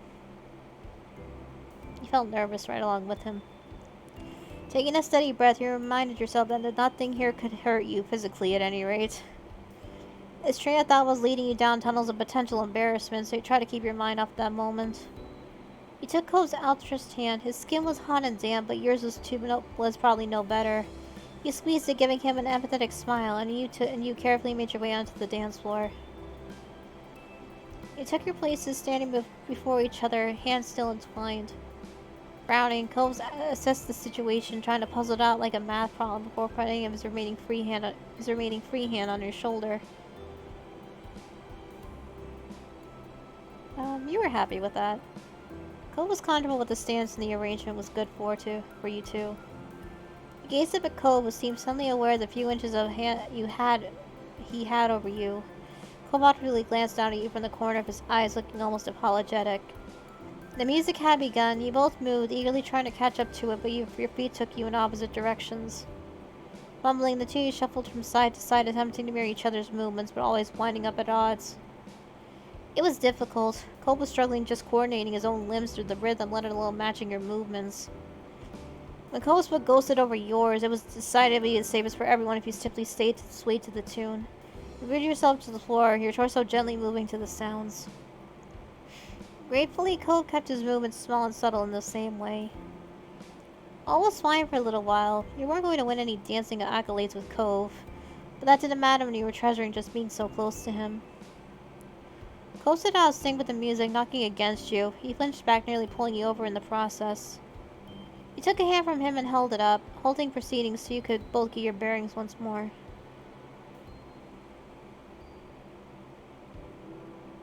It's okay. Instead of fully accepting the reassurance, Cove looked off. Thanks.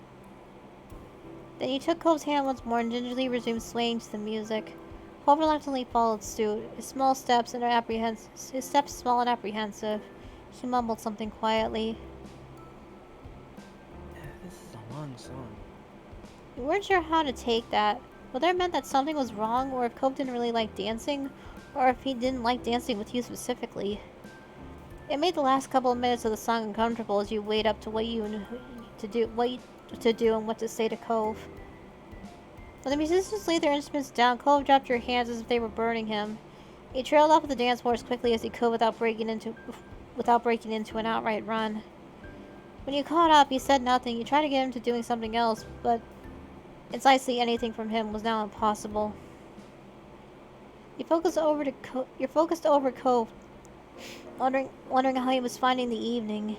He sighed. It was so quiet and unobtrusive that you wouldn't have caught it if you hadn't been watching him. His gaze was roaming. With how far away his eyes seemed, whatever he was searching for, he couldn't be found at the party. He turned to face you before he could say anything. I want to sit down. We can do that. Cole began to move and he essentially followed him, yet instead of taking a seat at one of the many free tables as you expected, Cole ignored them and purposely strode out of the party area. Where are you going? You called didn't seem to register with him as he continued forward out into the greens of the golf course. He went after him, trying to watch out for the uneven ground underfoot. The clods of earth dislodging in games of golf are perfect for snatching unawary feet even in daylight. Up ahead, Cove didn't seem to have any difficulty traversing the uneven land. He settled down on one of the little hills of the golf course. He joined him, still unsure what was going on. What's wrong? Cove started, as if he acted on his own instinct, and your question had been brought him around to reality again. Sorry. Sorry. It's okay. You can go back to the party. You didn't budge from your spot. From here, the party was just a glowing haze in the distance. You didn't want to leave him behind.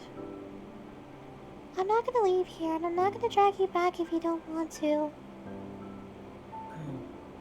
thanks.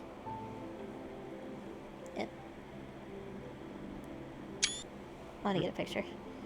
Now that Cove was more at ease, he tried to find out what had caused him to take flight in the first place. Even thinking the words pained you, but you had to know the answer. Did going to the party with me make you uncomfortable? Logically, you knew that the issue was likely the activity rather than your company. Your heart strained with the worry that you had been at fault, though. Was it because I made you dance? His abrupt departure from that was another indicator that something had gone awry. What? No! He shook his head empathetically. It's not anything I did tonight. And it's definitely not anything you did either. Relief overcame you. You suspected as much, but with this being your very first date, it was hard to be sure. Cove attempted to fill in the gaps of understanding. I don't want to think about going back into the party. I just feel ready to go home.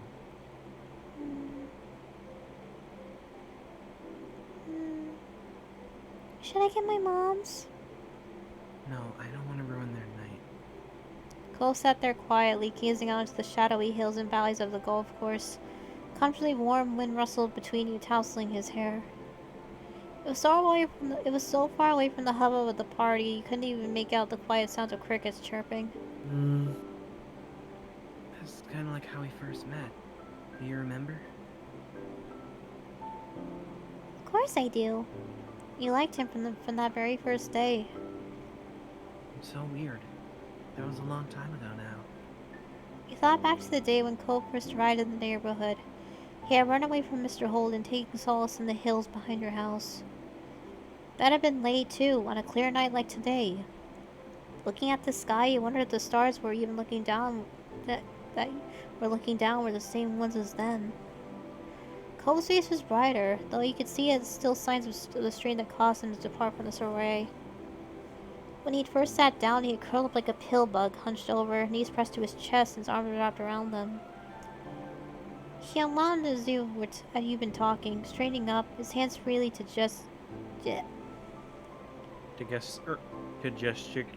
gesticulate. Thanks. I can't read big words. It was as though the two of you had constructed your own little world away from everything else, and he was beginning to perk up. The small smile that crept onto his face was quickly ushered away by a frown.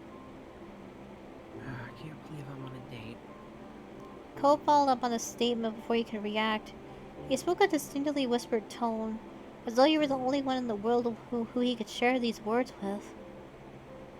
After I said I wanted to come, I wanted to take it back. Not because I didn't really want to do it, because I don't know. It seemed like a big deal. It made me feel bad. Somehow, I started feeling like I couldn't do it, even though I just wanted to do it. I guess it was sort of like having to give a presentation in front of the class, even though it was just me and you doing something, like we always do. He charged on, his words streaming out. I still couldn't do do it because thinking about not being there, and you, and what you might think if I did take it back, made me feel way worse than whatever else I felt. I'm sorry. I'm sorry, Susan. I'm sorry I can't just deal with stuff like this. I have to make everything so complicated.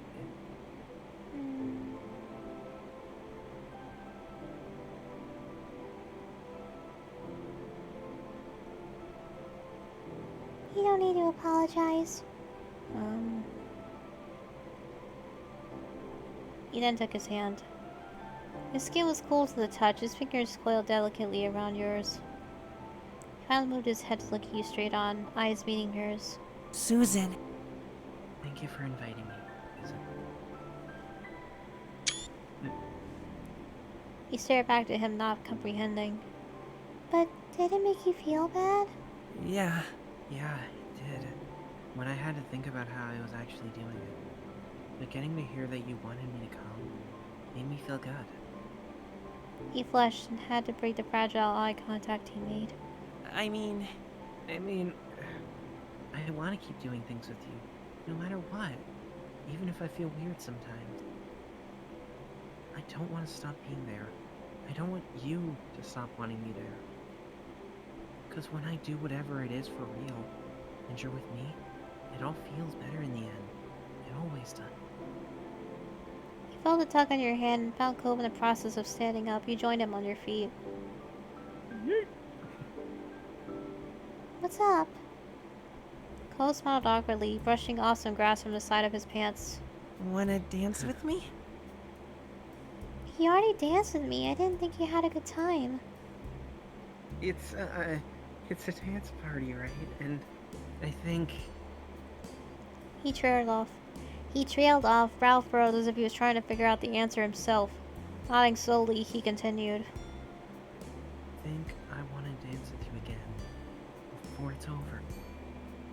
The only words he had to explain gone, he just held up his hand to you. His expression was soft. I want to dance with you too. Then he reached for his hand and took it in yours once more.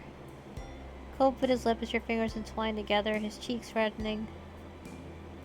You returned hand in hand. With the party reaching the end of a long evening, dancing couples had become scarce. One pair among many were hard to notice, but now the space around you would act as a spotlight.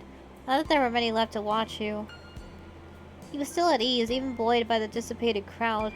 This time there was a spring in his step, and he walked onto the dance floor together.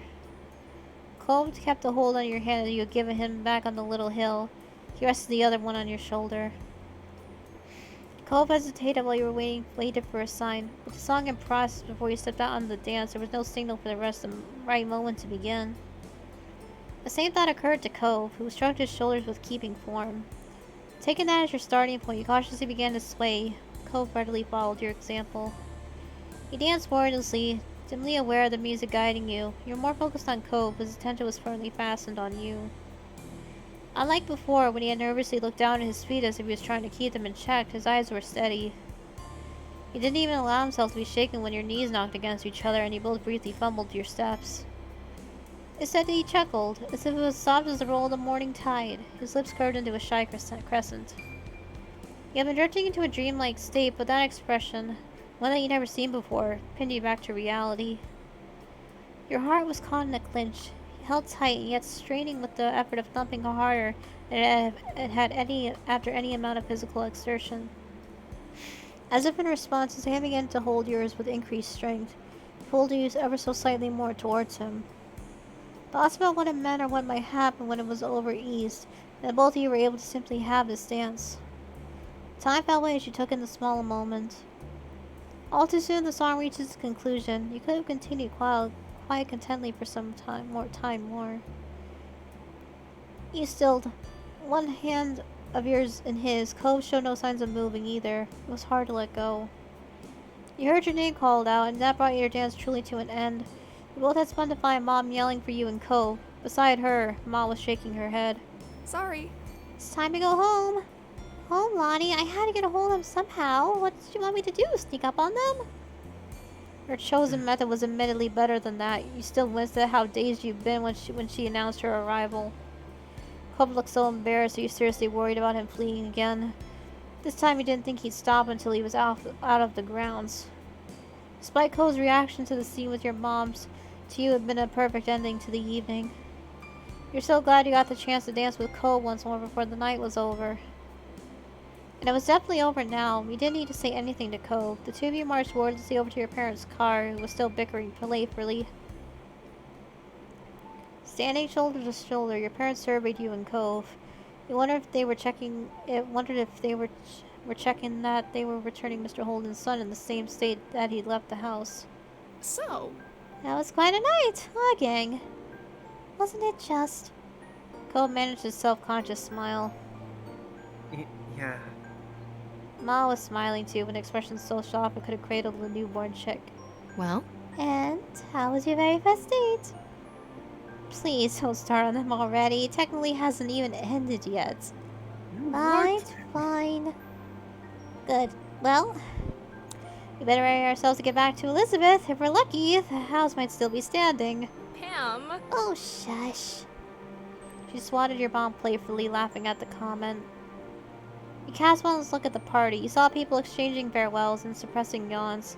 Most of the faces were happy ones, despite the weariness that was starting to creep in.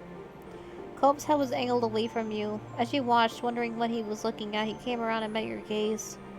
It was strange. Though it had only been a few hours of your life, you felt a little older as a result of attending the party. It was like a step away from the world of your childhood, where dressing up in a reserved, almost exclusively as a form of play towards something new that you hadn't yet grasped. Turning away from the final moments of the party, you shoveled that thought for another time as your moms eagerly led your way back to the car. As you and Cole tailed after them, you felt childlike once more. Alright. Alright. And then, summer ended. Again. There was no denying it. Today was the very last day of summer. Tomorrow you were heading to class. It was a bummer. Summer had been so much fun. When you thought about going back to school, it was all with a sense of loss. Soon you wouldn't be able to choose how your days were spent without the school bell telling you where to be and when. It was with a heavy heart that you chose your outfit for the final day of freedom. Life was going to be different. You had to come to think of summer vacation as the norm, but school slept up the majority of the year, whereas the summer vacation was just a respite in the middle. So rather than being different, what was it? Was it kind of like a return to normal? What did your normal life really mean? You considered how fondly your moms talked about their summer vacations as kids. You dimly recognized that one year in the pattern of school and summer itself would be over for good. It was hard to imagine. You got distracted, one arm still out of a sleeve. You pulled it through and put your mind back to the present. The season had brought about plenty of changes too, like Kira's visit, though that too was coming to an end today. You were happy you finally got the chance to know her. She was interesting to be around. You liked how easy it was to talk to her. You finished dressing, which was good. Cole would be there at any moment. You agreed to see his mom off together. Officially, the plan was that he would come over to bring you around to his house when she was ready to set off, but you both knew that you had to be hanging out for at least a little while beforehand. Kira's visit had troubled Cole when it first happened. It had been a sudden change thanks to Mr. Holden's infamous tendency to surprise people, but once that wasn't to adjust, he'd been in pretty good spirits with her around. It was a relief for everyone. You turned to your desk where the box containing your accessories resided. You got out and bought an anklet. Your eyes wore into the box. Should you wear it for Cole's visit today? You put the one ankle bracelet on. Your heart pounded as you slipped through the hoop of the clasp and fastened it in place. Would Cole spot it? Your face grew hot as you imagined how he might react. The next thought that crossed your mind was... it would only be polite to go wait for the door. You strolled down the stairs. Someone else might have been able to answer it, but he was your guest. It was only a few minutes later when the doorbell rang. As you chosen to stop beside to wait for Cole, there was no delaying in pulling it open. Cole was there just as you expected. Seeing you, he flashed a bright grin. Hey. Hey, Susan. Hi, Cole. Come on in. Once he stepped inside, you beckoned him over to follow you upstairs. Back up in your room, you sat down to your bed and waited for Cove to settle in as you knew he would. With other guests, you might have offered him a seat, but you and Cove were long past those tentative stages of friendship. Your room was as familiar to him as his own. He watched as Cove sat down in your desk chair. He preferred his preferred spot. He rolled it closer to the bed to make it easier to chat, tweaking the angle so that he was fully facing you fully. Once happy with the position, he leaned towards you, his hand held in his lap. His actions were the ones of someone who planned on moving from his spot any time soon, even though he had an appointment to keep together that day. Oh, when is your mom leaving? Don't worry about it. We've got some time. She's still got a shower and stuff before she goes. She didn't want me to just keep hanging around while she was doing that. He lifted his head, his haze drifting out through the window, and chuckled. I can't believe she's already leaving. Guess I'm getting used to her being there every day. He leaned back in his chair, a weary smile tickling his cheeks. Yeah. He shook his head, as if shaking off the topic like a dog whipping off water from following a dip in the sea. Cove looked back at you, his lips parted as he was about to speak, but instead his eyes widened and his mouth closed into a tiny frown. Something had caught his attention. Something wrapped around where the end of your leg met your foot. He cast his eyes back up to your face, then down to your ankle, and back to your face. He repeated the process once, twice more, as if struggling to hold the two items in tandem. Maybe he was weighing up whether this could be a coincidence or not. Or maybe he was just too shy to verbalize his thoughts, or was he still trying to find the words, as this was the most he could manage? The attention made you feel amused. It was hard not to laugh at Cove's scrambled response. You stifled your laughter with a hand clasped firmly around your mouth. Even so, you could feel the way he smiled had lifted your face. On his next glance back to your face, Cove saw your expression had shifted. He watched as his bewilderment eroded into mortification as he realized that he had been caught staring. He quickly spun his chair to face the wall instead, allowing you to glimpse the flesh that had spread all the way to his ears. He twisted in his seat, wriggling his hands and determinedly avoiding you at all directions again. It seemed he decided against saying anything at all. Does it look good? Cove mumbled something unintelligible as he slumped lower. With how he was hunched over, the quiet words had no chance of reaching you. You weren't going to get anything out of him in this state. You waited for him to come around before speaking again. Finally, he piped up softly. That's, Did you do it because of what I said before? I mean, you know. The last few words were whispered as though they were a precious secret. The ankle bracelet. Yes. His eyes squeezed shut. You had no idea if the answer made him feel better or more nervous. You eventually looked down at his lap, where his fingers were flexing and curled into an awkward dance of nerves. His chest rose as he breathed deep. Well, it looks good on you. Your heart skittered in your chest like a stone skipping across water. One big leap from the unexpected compliment, followed by a series of shorter, big ones as you absorbed the words. You beamed at him. He was looking at you again at last and returned the smile shyly. This really couldn't have worked out better, you thought. And there was nothing else he could add after that. Cove's posture teetered, his eyelids blinking quickly. Susan, I actually kind of wanted to talk about... He drew a deep breath before concluding the sentence. what mean... happened on the trip. His voice shook as he pushed the words out. Your eyes grew at the reaction. Cove's pulled his arms around his chest, his shoulders hunching inwards. You knew what he was implying. Back when you'd been in the loft and nearly kissed, Cove hadn't breathed a word about it since it happened, or well, almost happened. I'm sorry. Sorry for moving away like that when you tried to... He dropped the sentence. You didn't push it for him to finish. It had conveyed what it needed.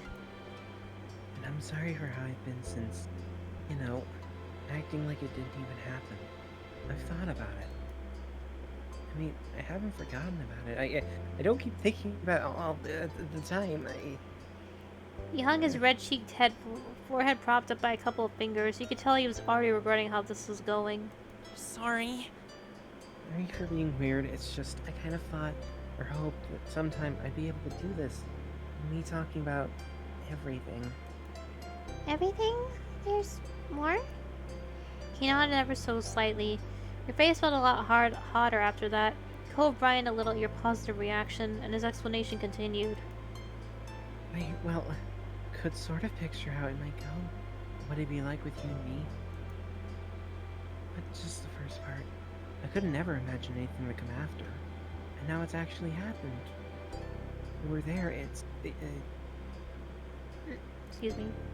Code Equestria, hello! Welcome to the stream, and thank you for first time chatting. Hey, yo. He took another deep breath, stuttering on the exhale. That's, This makes things different. Things don't have to be different. He gave you a wan smile. Thanks. But I don't think that'll work. I can't just forget. I definitely can't. His wide eyes met yours as he looked at you, less burdened from the anxiety that had built inside of him. Do you want to try again? No! The word shot out reflexively. He couldn't help it, but immediately cringed at himself. Do you really mean that? No. I mean, I do want to. I want to try again. If you still want to. Oh, should we do it? Should we do it? Last time didn't end well. Screw it, do it. You were scared, You're but kissed him. You untangled yourself from your resting position and stood up. Realizing you intended to actually go for it, Cole straightened up in his chair, his hands coiled together in his lap. As you moved towards him, you noticed his knees knocking together as he trembled. His decision to not rise from his chair made perfect sense. If he was that shaky while sitting down, there was no way he'd manage to stand without at least one of you falling over. Your legs brushed against the quivering ones as you came to stop in front of him. Cove was staring up at you. As you leaned in towards him, he echoed the motion and drew in towards you. Once you were close enough to feel Cove's breath on your face, you closed your eyes. The last thing you saw was Cove quickly doing the same. Okay. Your lips met with Cove's for a moment. His lips were pressed tightly together. Unyielding, but it was alright. You were kissing him, and he was kissing you. Your stomach somersaulted. You couldn't believe it was really happening. In that moment, it felt warm and nice, and it felt alright. You drew back, and Cove slipped down into the chair, the knuckles of his hands pale after gripping so tightly. Thinking that you could do with some space to breathe, figuratively and literally, you took a step back. Cove shot up, his stance rigged. Cove plastered a hand over his mouth, his eyes shut tight. His back then became bowed, shrinking him down. You can only just make out the few words he managed to summon. Oh my god, oh my god! So there you go. Can't believe we actually. His eyes opened wide, but he didn't look your way, let alone meet your gaze. Oh, Oh my my god! Kissed me. Kissed. His reaction was really cute. You watched him adoringly as he tried to gather his senses. Cove only slammed his eyes closed once again. Did you like it? He was still holding the hand to his face, but in an attempt to answer, he emitted a muffled whisper. With that obviously not working, he uncovered his face at last, bringing the hand to lay against his chest, and looked at you. Yeah. He opened his mouth, poised to speak, and pursed his lips as words failed him. On the third or fourth attempt, you heard what he had to say. Did like it. I'm glad that we, you know. Yeah, this is a really good visual novel, Equestria. This is actually free to get on Steam, but it does have paid DLC, but the DLC is worth it. Yep. He swallowed, seemingly not able to speak the actual word. That we kissed? Cove ducked his head but nodded. You got the impression that he was grateful that you finished the thought, but your direct words had pierced his Achilles heel. You grinned, thrilled that the experience had been a welcome one. The smile on Cole's face was real but weary, not like the one he wore after a long and exhausting day at the beach. Like when he found a new treasure, the work had been so hard, but the reward had been worth it. With some newfound confidence, he drew himself up and inhaled deeply. Each word he spoke next was delicate. Susan. Susan, I like you. A lot. Probably way too much. He ducked his head bashfully and opened an eye, peeking at you through the hair that had fallen over his face like a veil. He managed to smile. Thanks for waiting for me. Oh, good. I didn't need to read that one. His eyes sparkled just as looking at you, his affection transparently clear. He could never hide what he was feeling, and you couldn't be more grateful for that today. You hugged him. You closed the already short distance between you and Cove and wrapped your arms around him. He looked down at your eyes and giggled nervously. He did his best to wind his arms around you in return. It was a little awkward, but even with the benefit of hindsight, you wouldn't have changed a thing. The strength of your feelings had demanded immediate action. It felt so nice to hold each other that way, now that everything was out in the open. Finally, you separated again. You rubbed his eyes with the heel of his hand. It was an action usually reserved for much later in the day, but at this point it already felt like a long day. Colton pressed a hand across his forehead. Oh my god. Does this mean I'm your boyfriend or something now? Should we tell her parents? I don't know what mom and her dad would do. There was a lot of concerns in there. You honed it on the simplest. There was no way your moms wouldn't let you have a boyfriend, even though the word just juxtaposed with Cove's juxtaposed. With Cove's name made your heart race. My parents will let me have a boyfriend or even a something. It doesn't matter though, we still like each other and that's what's important. Nothing anybody else thought about your relationship changed what it was like between the two of you. Cove lifted his hand from his chest and reached towards you, halting halfway and slowly cautiously hooking his fingers around yours, his palm pressed against the back of your hand. You held his hand back. Oh, you rotated your hand so that you were palm to palm with Cove, your thumbs crossing one another. We can get it to work. We always figure things out, sooner or later. You're right. No matter what, it's okay in the end when it's the two of us. Your forthright statement made Cove gasp, but the smile that followed and his tighter grip on your hand told you that he'd appreciated it. Susan! Cove! Oh, that sounds cool, Equestria. I hope Digimon's been fun. It's interesting. The sudden call from downstairs caught both of you unaware. You nearly forgotten the world outside your room, and the guilty look on his face, Cove had done the same. Just had a call. Cove's mom's ready to go. If you're quick, she might keep the mandated motherly smothering to a minimum. You doubted that, but it was nice that Mom and Mrs. Price had their strange sense of humor in common. Your eyes met Cove's, wordlessly you headed downstairs together. Each step on the way there was painfully so, like he was trying to delay the inevitable. His whole body tense leaving the house, and Cove froze altogether before you both could cross the street. Oh.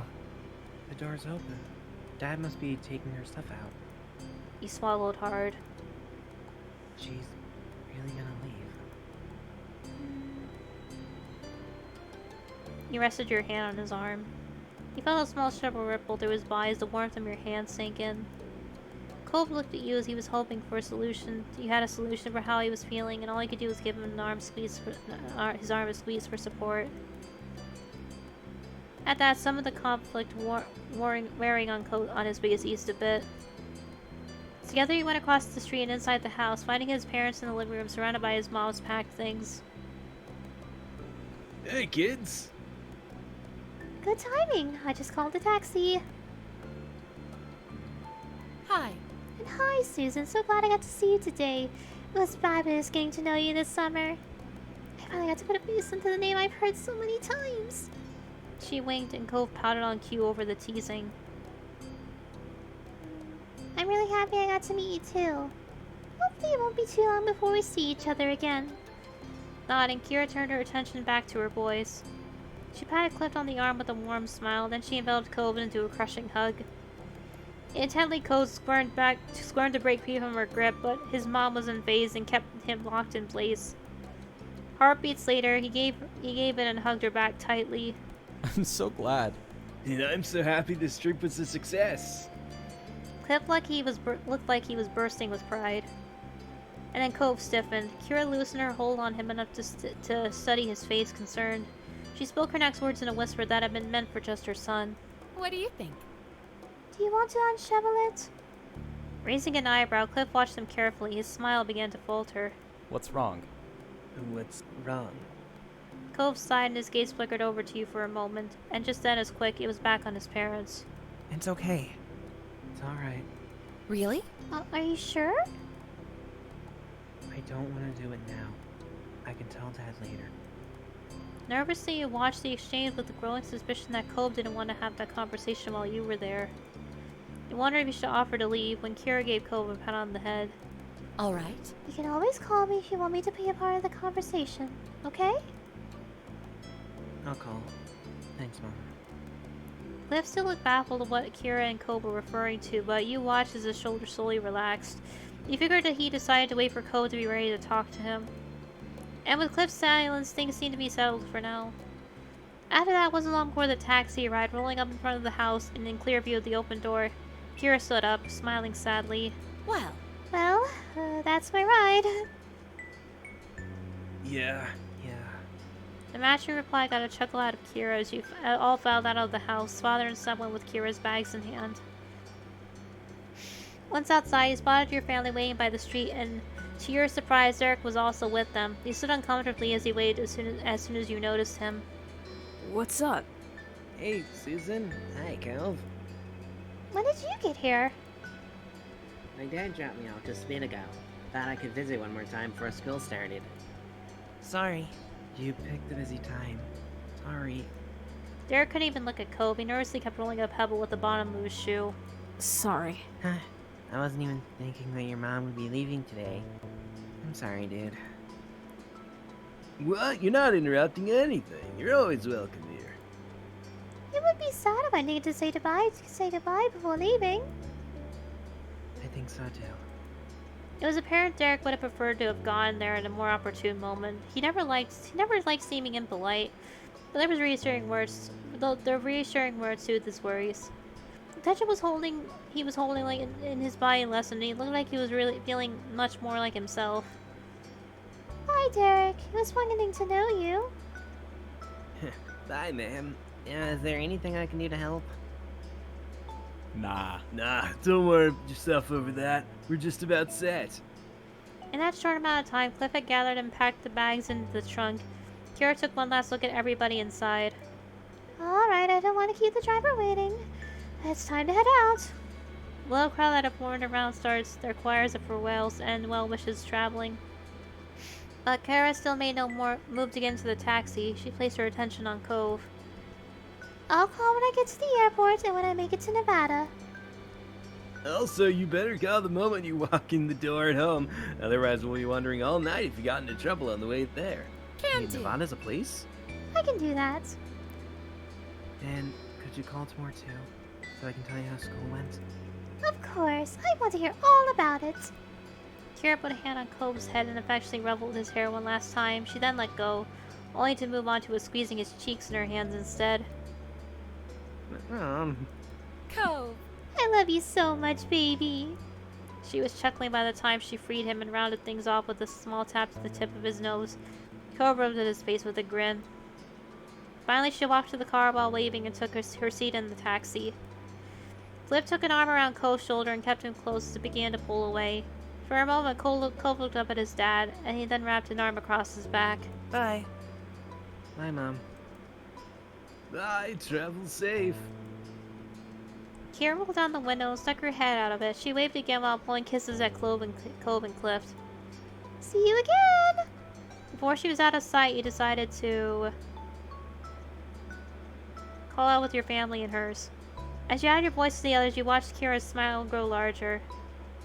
Captured down another road and completely disappeared from view. Cove let go of his dad and took a few steps out into the empty street, still looking in the direction his mom went. He smiled quietly, deep in thought. You got the impression Cove was feeling better than he was earlier. He smiled contented with the way things were.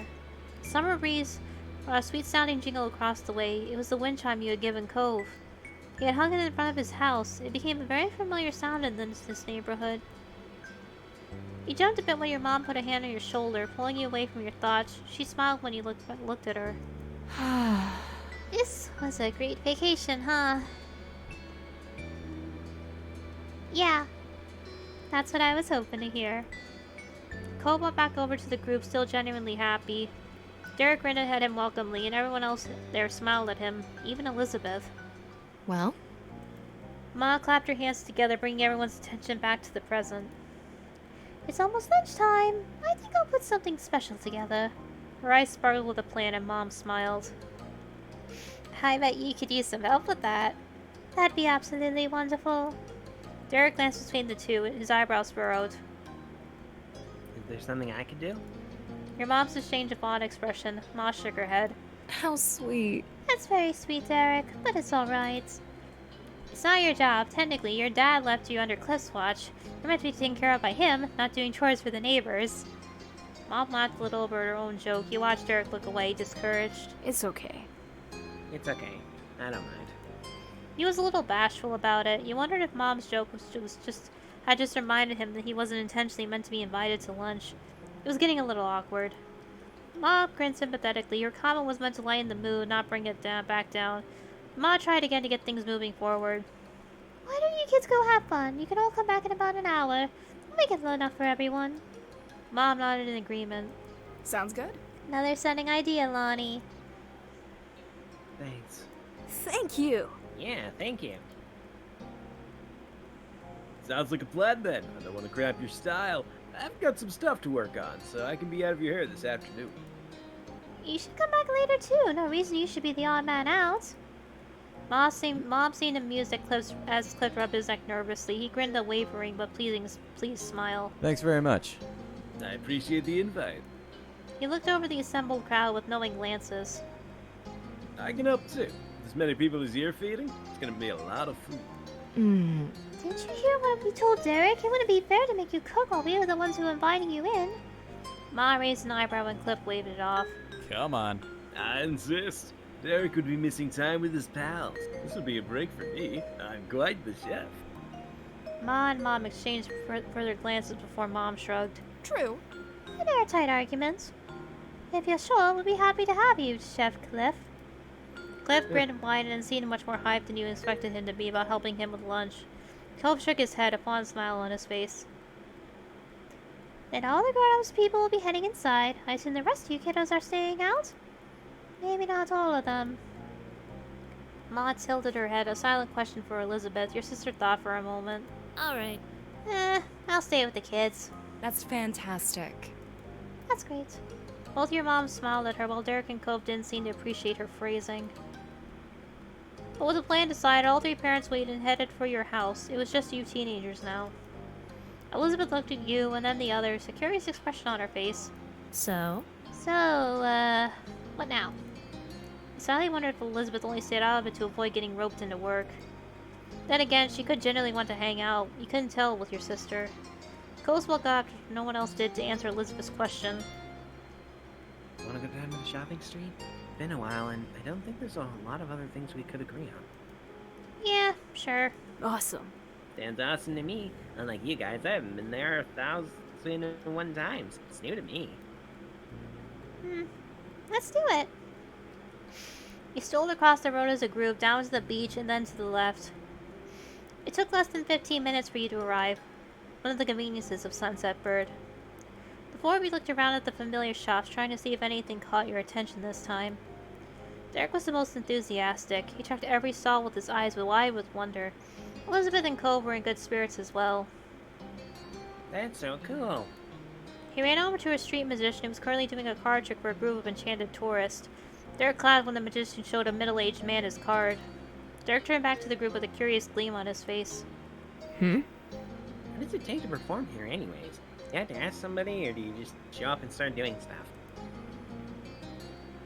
Who would you even ask? It's a public street.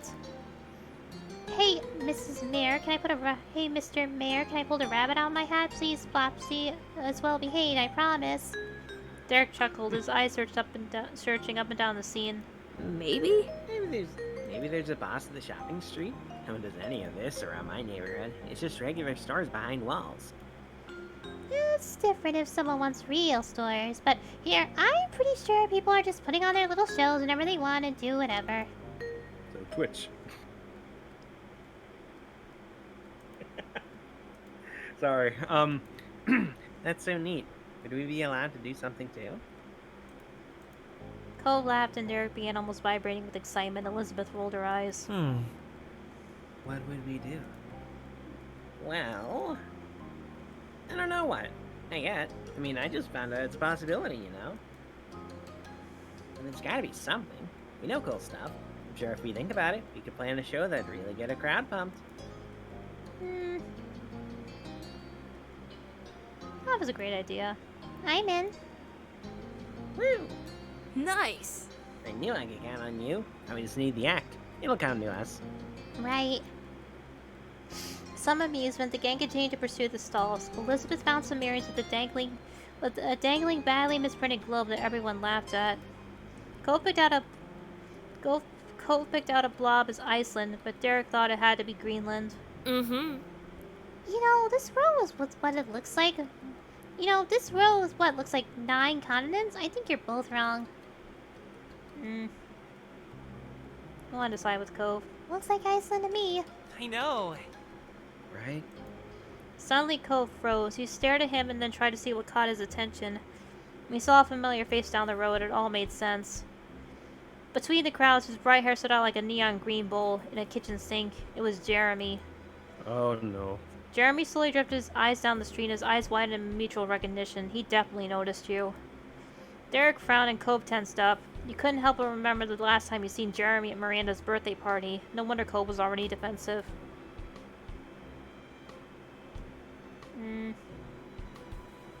You glared. You narrowed your eyes and projected your dislike. Elizabeth raised an eyebrow. Her gaze looked over Jeremy without a hint of a clue.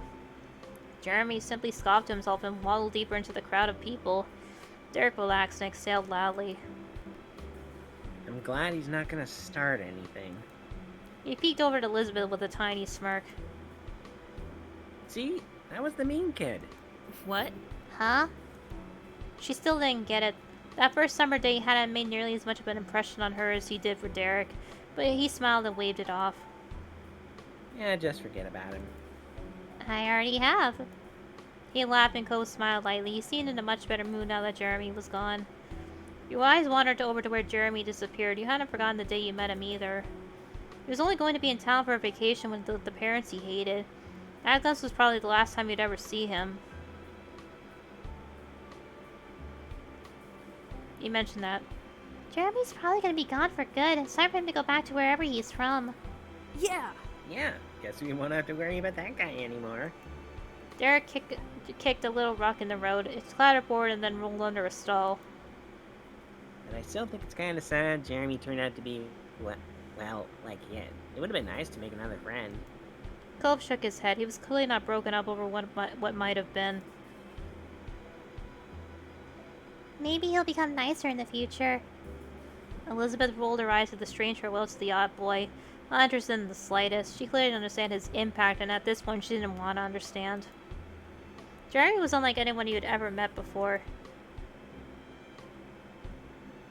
Thought it was kind of pitiful. You and the group moved on from the stall and from Jeremy. It didn't take long for everyone to return to the joking. You all enjoyed what little time you had left, as Elizabeth mentioned the hour was almost up. The little trip had flown by, and lunch must have been waiting for you by now. Derek bounced on the balls of his feet. Okay. Come on, guys, let's get going so we can eat. I'm starving. Homebound, here we go.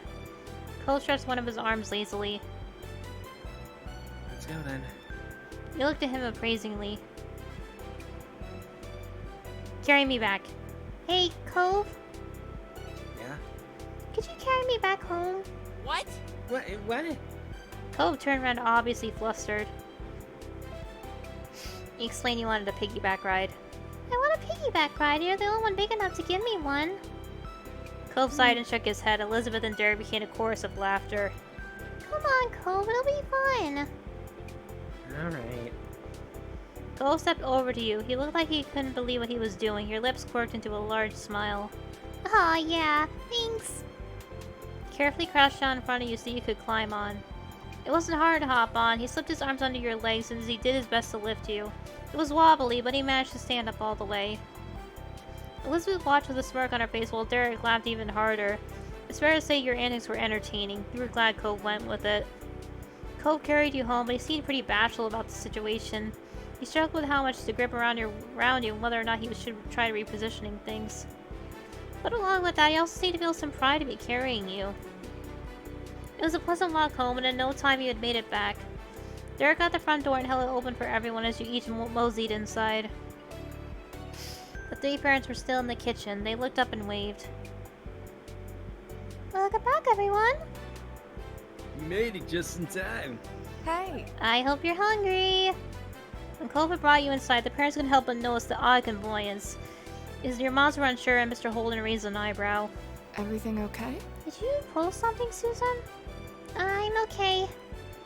Aw, Cove, you got so strong. Good kid. And reliable too. What a guy. Cove rolled his eyes at the commentary. Then he started walking to your couch. You bent down, letting yourself pop back onto the couch. Thanks for the lift. Cove exhaled loudly and shook out his arms. You seemed relieved that he made it. So, did everyone have a nice time out? She gestured for the people to take a seat at the table, placed the silverware had already been placed out.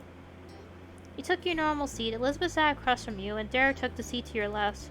Cove sat on your right. But he blushed a little and began fidgeting with his silverware. His dad was the first to pick up on the extra awkwardness, but your moms weren't far behind. The parents shared looked at Cove's reaction. It seemed that he was struggling with how to act normal around his dad or your parents, or both after what happened between the two of you upstairs. Yeah. Oh yeah, we had a great time. Yeah, it was fine. I had fun. I really liked it. That's good in my book. Casually, Mr. Holden sat in the empty seat across from Cove. He smiled at you and all the other kids. Mom set a platter full of water glasses on the table. She looked out at the gathering. It's a good thing we have 8 chairs. I can't remember the last time we had a group this big over for a meal. Can you pass the drink down to the other side? Make sure you all got one. Sure. Those close to the cups obliged to start offering waters around. As you passed Cove his drink, your hands touched. Cove froze. He had already let go, not realizing yet that he was too distracted to function in the moment. The glass fell down to the table, landing with a sharp clatter of glass in the wood. Cove scooted his chair back with a restraining shout. Sorry. Oh, I'm sorry. I'll get a towel or something. He looked around in frantic panic, as if an object to stroke of the water would magically appear as if he turned his head fast enough. His dad bit his lip in worry, rising from his own seat. Well... Oh, what's going on? You've been a little out of it today. Oh gee, I wonder why. Did something happen? Cove tensed, froze again. He stared at the water on the tabletop as he wanted to sink into it. He spoke to cover Cove. If something did happen, you should wait for Cove to want to talk about it. Trying to make him say things in front of everybody wouldn't be good.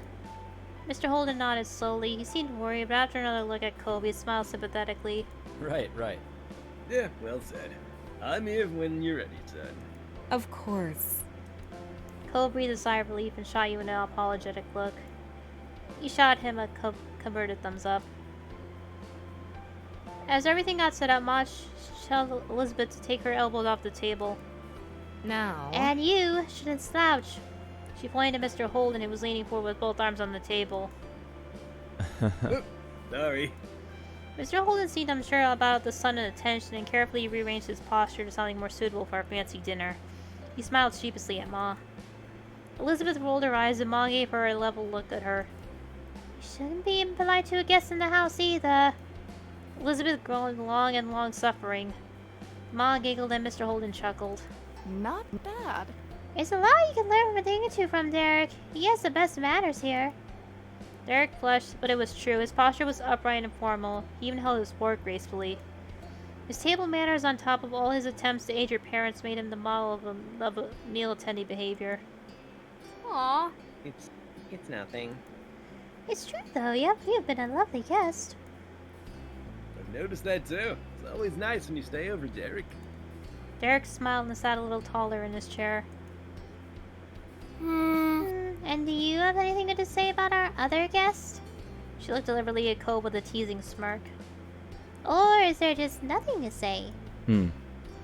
Well, Cove is my number one. but he does still clean his hands by wiping them on his pants. Oh, come on, you do it too. Oops. Cole Oopsies. frowned at that and then absentmindly brushed his hands on his pant legs. Your mom laughed lightly. There, there. Elizabeth, you should know after all these years, Cove is hardly a guest anymore. Cove smiled awkwardly. Hey,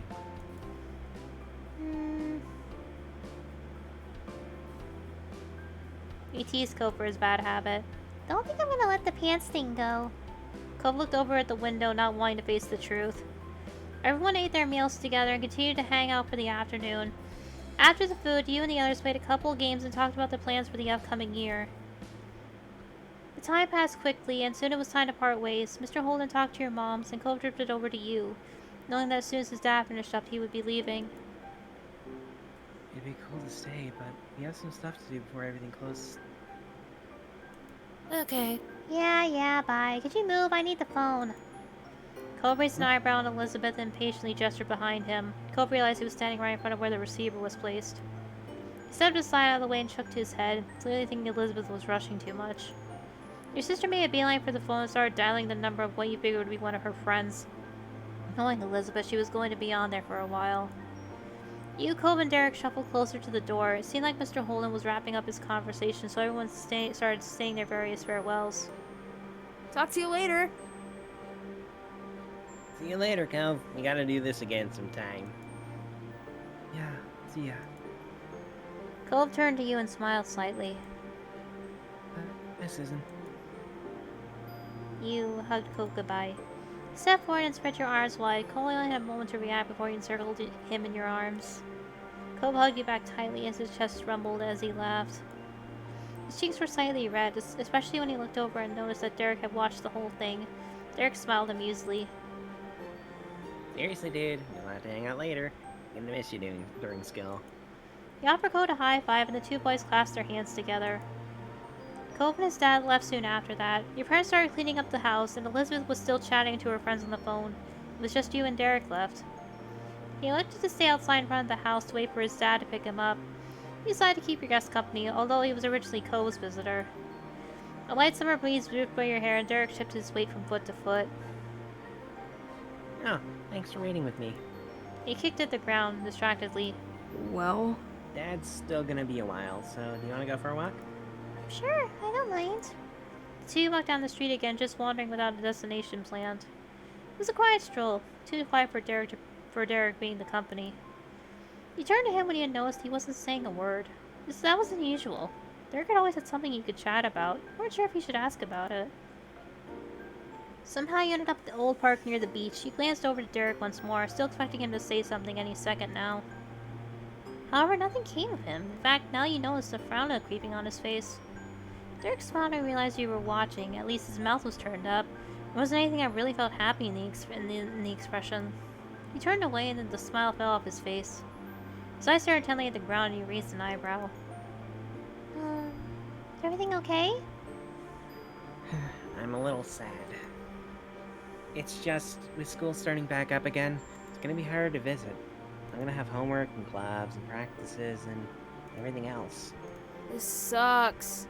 It really sucks. We go to different skills. His face screwed up and his fists were closed tightly. This was really concerning for him.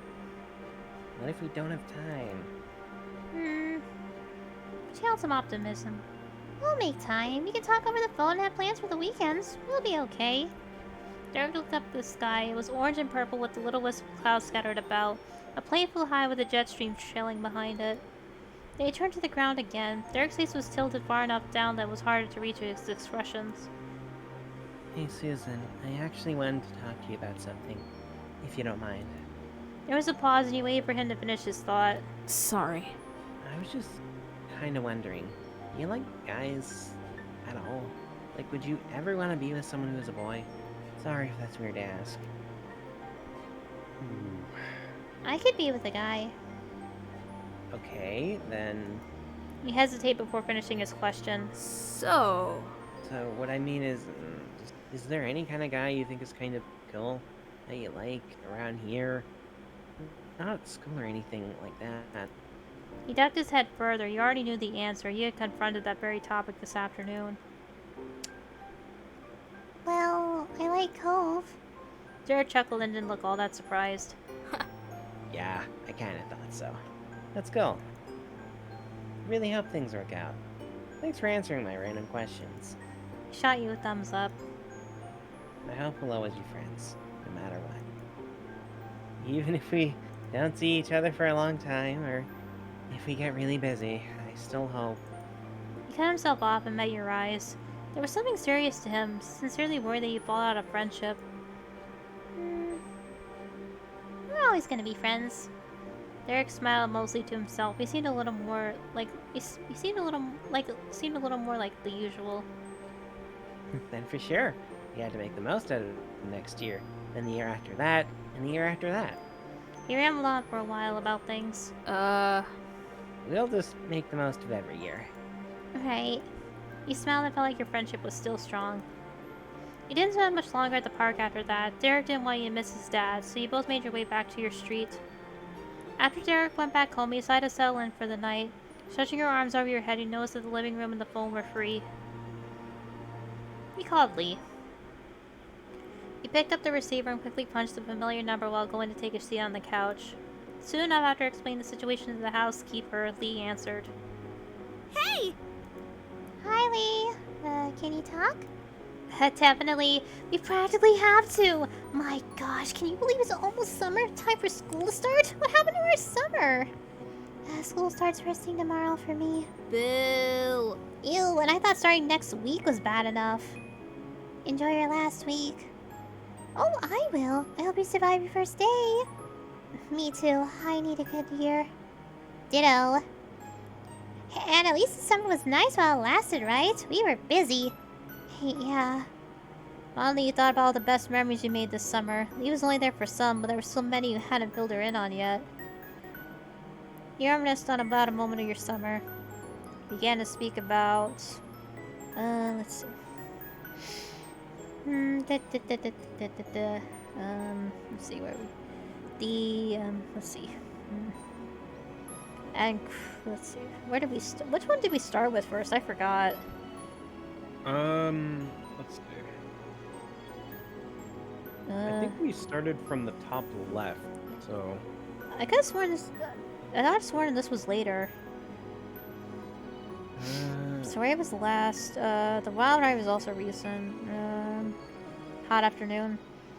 I remember the hottest summer day in this summer. I could barely do anything, and I had to stay inside the entire afternoon.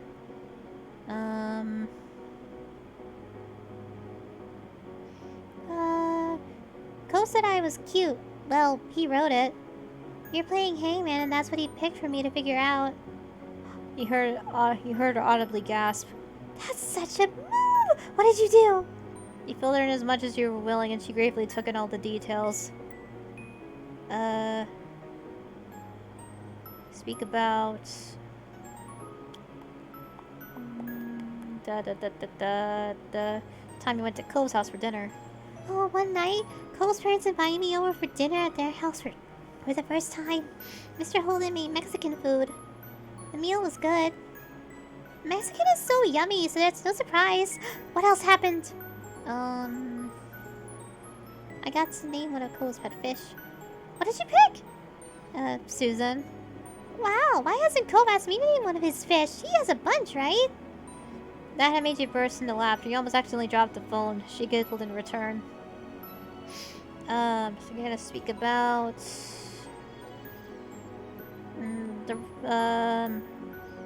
the road trip. I went on vacation. Cole's parents ended up inviting my whole family on an RV road trip. Really? Whoa, that's awesome! It was a 3-day trip and we visited the Redwood National Forest. Lucky. I almost kissed Cole. What? You what? When? Start at the beginning. Your face immediately felt like it was burning, knowing that there was no closing this can of worms. I can't believe you've been holding out on me with such a juicy story. You got to tell me everything. You could easily manage the large grin on that's been sitting on Lee's face as she began to go into every detail in that setup, what happened and the way it ended. This was going to be Lee's favorite story for years. You could feel it. I'm so happy for you. That was so funny and really cute. thanks, but it's not like anything really happened then. That's not what counts. The feelings were there. It was hard to focus on what she was saying. You were distracted just thinking back on that moment. Also did the shopping trip. Then there was this day that Mom and Ma took me and Elizabeth on a big supply shopping trip. That was the first one. I mean, that's so memorable. Lee chuckled, but you could hear the curiosity in her voice. I went surfing with Cove later. Ooh, that's super cool. It was so fun. Another moment. Well, there was the library. I went to the library to work on assignments. What? Hey, I thought we were supposed to be talking about the good parts of summer. It was fun because I got to hang out with Derek and Cove. Well, that's cool. Hanging with the boys was saved the whole day. I think so too. What was your big highlight of the summer? What was your big highlight of the summer, Lee? Talking to you is always the best part of my summer. Even though it was a phone call, you just knew that Lee was winking at you. Come on, tell me. What? You don't believe me? Lee. Alright, okay. So, a high point for me was when I took that trip with my parents to Europe. That was amazing. You and Lee continued to go over your adventures until you both were yawning to each other over the phone. Before you go, there's one other thing. I kissed Cove today. There was a pause of silence, knowing your cousin, you decided to pull your ear away from the phone. As expected, the screech was loud enough for you to still make out clearly from a distant crackling through the speaker. When you felt it was safe, you put your phone back against your head. Lee was still gushing to herself, though a little less loudly. Why didn't you say so sooner? He had to have kissed you back, right? You two are the most perfectly You two are the most perfectly perfect pair ever! Tell me, please! You used the precious little time you had left to try filling her in as best you were capable of in that moment. But soon the approach of curfew became too much for you to ignore, despite how excited the both of you were.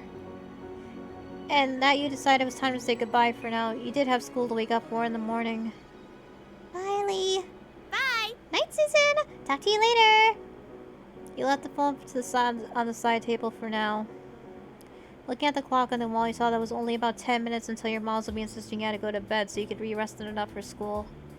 You stretched your legs out on the couch and sighed in defeat, watching the minute hand change 1 minute closer to bedtime. You rearranged yourself, feeling restless, and looked out of the window. Staring intensely, you spotted a figure out in the hills. It was Cove. With a surprise made you realize it really wasn't that much of a shock at all. It was exactly something Cove would do. You ran outside to go meet with him. Strolling casually, you went over to the front door. When you arrived, you noticed how many fireflies were out that night. They drifted along lazily, barely minding your presence as you waded through to reach the top of the hill. Cove turned towards you as you approached, and you noticed right away that Cove looked happy to see you. Hey. You had a bounce in your step. You weren't sure how long you would get before your moms roped you back inside for bed. Hey, what are you doing out here? Nothing. Nothing. Not really. He shrugged, seemed unhappy with his own answer. You stared at him, waiting for him to continue. Well, I guess I was kind of feeling weird about stuff. Feeling kind of weird. So I'm getting some fresh air before bed. I know how you feel. It's hard to stay still. Tomorrow's gonna be the start of a new year. At the mention of school, a small noise escaped him. Cove let himself fall back onto his butt and then all the way down, so he was laying on his back. He looked up at the sky. You lay down. You lowered yourself to lay back on the hill. He had been lost in thought or was possibly waiting for you to situate yourself, but you started speaking unprompted again. I'm sorry. Sorry for being kind of awkward when my mom was leaving. Surprised, you stared at him in a moment. You weren't expecting that. I just wanted you to know that I talked to my dad about how I felt. It's okay now. You're genuinely glad to hear that, and it brought a smile on your face, but your thoughts quickly wandered back to the first day you met Mr. Holden. Did his dad confess about that? From the way Cove talked, you guess he hadn't. So there was more Cove and his dad should talk about, but it was a relief to know that he had made a start. Now was not a good time to bring up what you were thinking. Though you couldn't wait longer. You could wait longer to say it. It was also unbelievable how much of an impact he had made on your life just by moving in next door. You couldn't even imagine what your days might have looked like in a world where you hadn't met him. Cove glanced back at you, waiting for a response, and you had no idea what to say. Then, without a word from you, Cove shook his head strongly. What? It's you. Huh? He snickered before answering. He looked thoroughly amused with your reaction. That's what you do all the time. I'm being you. I don't do it that much. Cole burst into deep laughter. When it slowed, he continued to grin. Honestly, there weren't many people that you could think of or who could tease you about something like that. Turning a smile, you realized there was no denying that you two had been around for each other for a long time. Cole broke the quiet before it could fully settle. See you tomorrow. Hey, I'll see you tomorrow. Yeah. See you then. With a final wave, Cole headed for home. But he stayed there a few minutes longer. Your mind kept going back to the simple statement, "See you tomorrow." No matter how much was changing around you, there were some things in your life that always seemed to remain true. The hills felt warm to you that night. Before you knew it, you were getting comfortable under the covers in your room. Your mind couldn't help but still be buzzing with thoughts about the future. It was not hard to think about Cove. There hadn't been enough time to really figure it out after what happened between you. You felt excited. There was little doubt in your mind that things were moving forward, and you couldn't wait to find out what changes were waiting for you on the horizon. Slowly your eyes grew heavy as you drifted off to sleep. Your mind was spinning with wistful thoughts. No matter what happened next, you could only hope that you would make the most of it. You were ensnared in a dream when a noise from the outside world jostled you. Your eyes snapped open. The light clatter continued. Now that you were more alert, you could distinguish it as a tapping sound, quiet, slow, but persistent. Each beat was like being poked. You couldn't ignore it. You lifted your head from the pillow and looked for the source. Not much work was needed to puzzle it out. It was from the window. With that, you knew exactly what it was. From the color of the light filtering in your room, it was too early for anyone to be awake, including the sun. It had barely been holding itself over the horizon, but that didn't stop some people, it seemed. You sat up in bed and opened the window. Cool air, not yet warmed by the day, tickled your face as it pushed into your room. And just as you expected, there was your neighbor crouching on your windowsill. He was fully dressed, though not for school. He was wearing a wetsuit and a shy smile. Susan. Hey, Susan. He stared back, blinking. So technically, we won't be back to school for a few more hours. His voice was delicate yet deliberate, each word a careful explanation. Classes haven't actually started yet, so you want to hit the beach with me one more time this summer? Bruh. Always. His smile widened affectionately. You rushed down to get changed into something suitable while Cole climbed back down to the ground level. Your limbs, still half asleep, struggled somewhat as you attempted to coordinate them into a swimsuit, but you got there in the end. Soon you were tiptoeing out your front door, clutching a towel. Cole was already there to greet you. Your eyes met. Cole's gaze darted to your destination and back to you. You checked the door was closed, gave him a thumbs up, and the two of you leapt into action. Wordlessly, you began to run down the familiar path ahead, Cove beside you. The thrill of your elliptic outing made you want to laugh. Not that you dared. If anyone in your family looked down and saw you, then your summer would be back to being over. One glance at Cove told you that he was exactly the same, holding back snickers for fear of being hurt and caught. The towel streamed out from under your arm like a cape. You were running so fast downhill that simply keeping your balance, not tumbling down, was a real threat. It just wasn't enough for one to make you slower at your pace. For every step you took, the beach was a little closer and the day a little brighter. The lay ahead of you would arrive, and you were happy to meet it. Full Metal Alchemist. In between. Alright. Yeah. So, by this point, we are about now in our teens. We're gonna... Nope. Your back is actually gonna be... I can find it. As you see, there are many options. Yeah. There we go. I started having paintails around this point. So how old is it in part 3? We're 18 now. Okay. Still have freckles. No earring or anything like that. I don't have braces anymore. Accessory's still the same. I started wearing a necklace though during my senior year.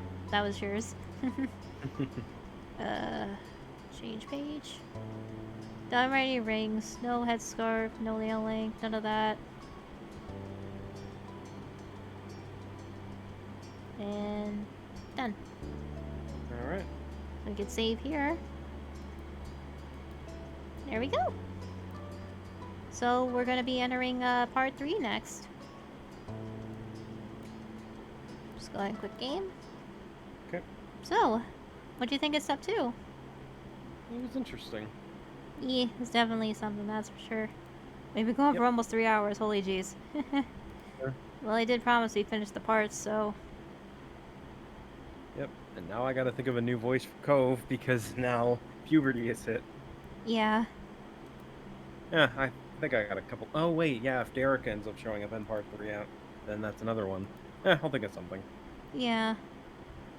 Just so I'm just looking at something. Okay, but yeah, it was fun. Yeah, I'm glad. Well, thank you all for joining us today. We just finished up step 2.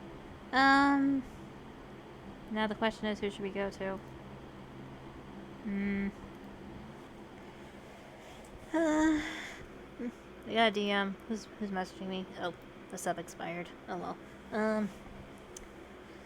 I guess we could. Hang on. What's Haru doing right now? How much longer does he have on his subathon? 5 hours.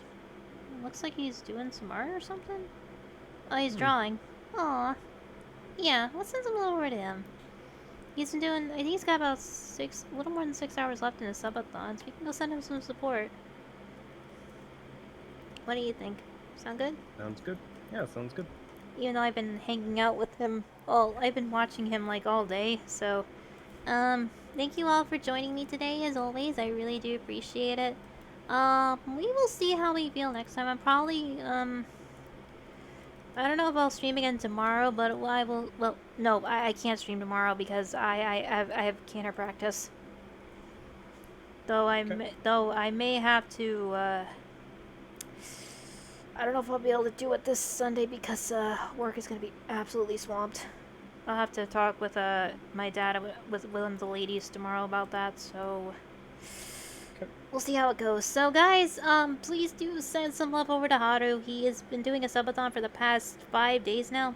And he's on his last 6 hours, hopefully, so yeah. Till next time, everyone. I'm Susan, and from my boyfriend and I, thanks for watching. Bye! Take care.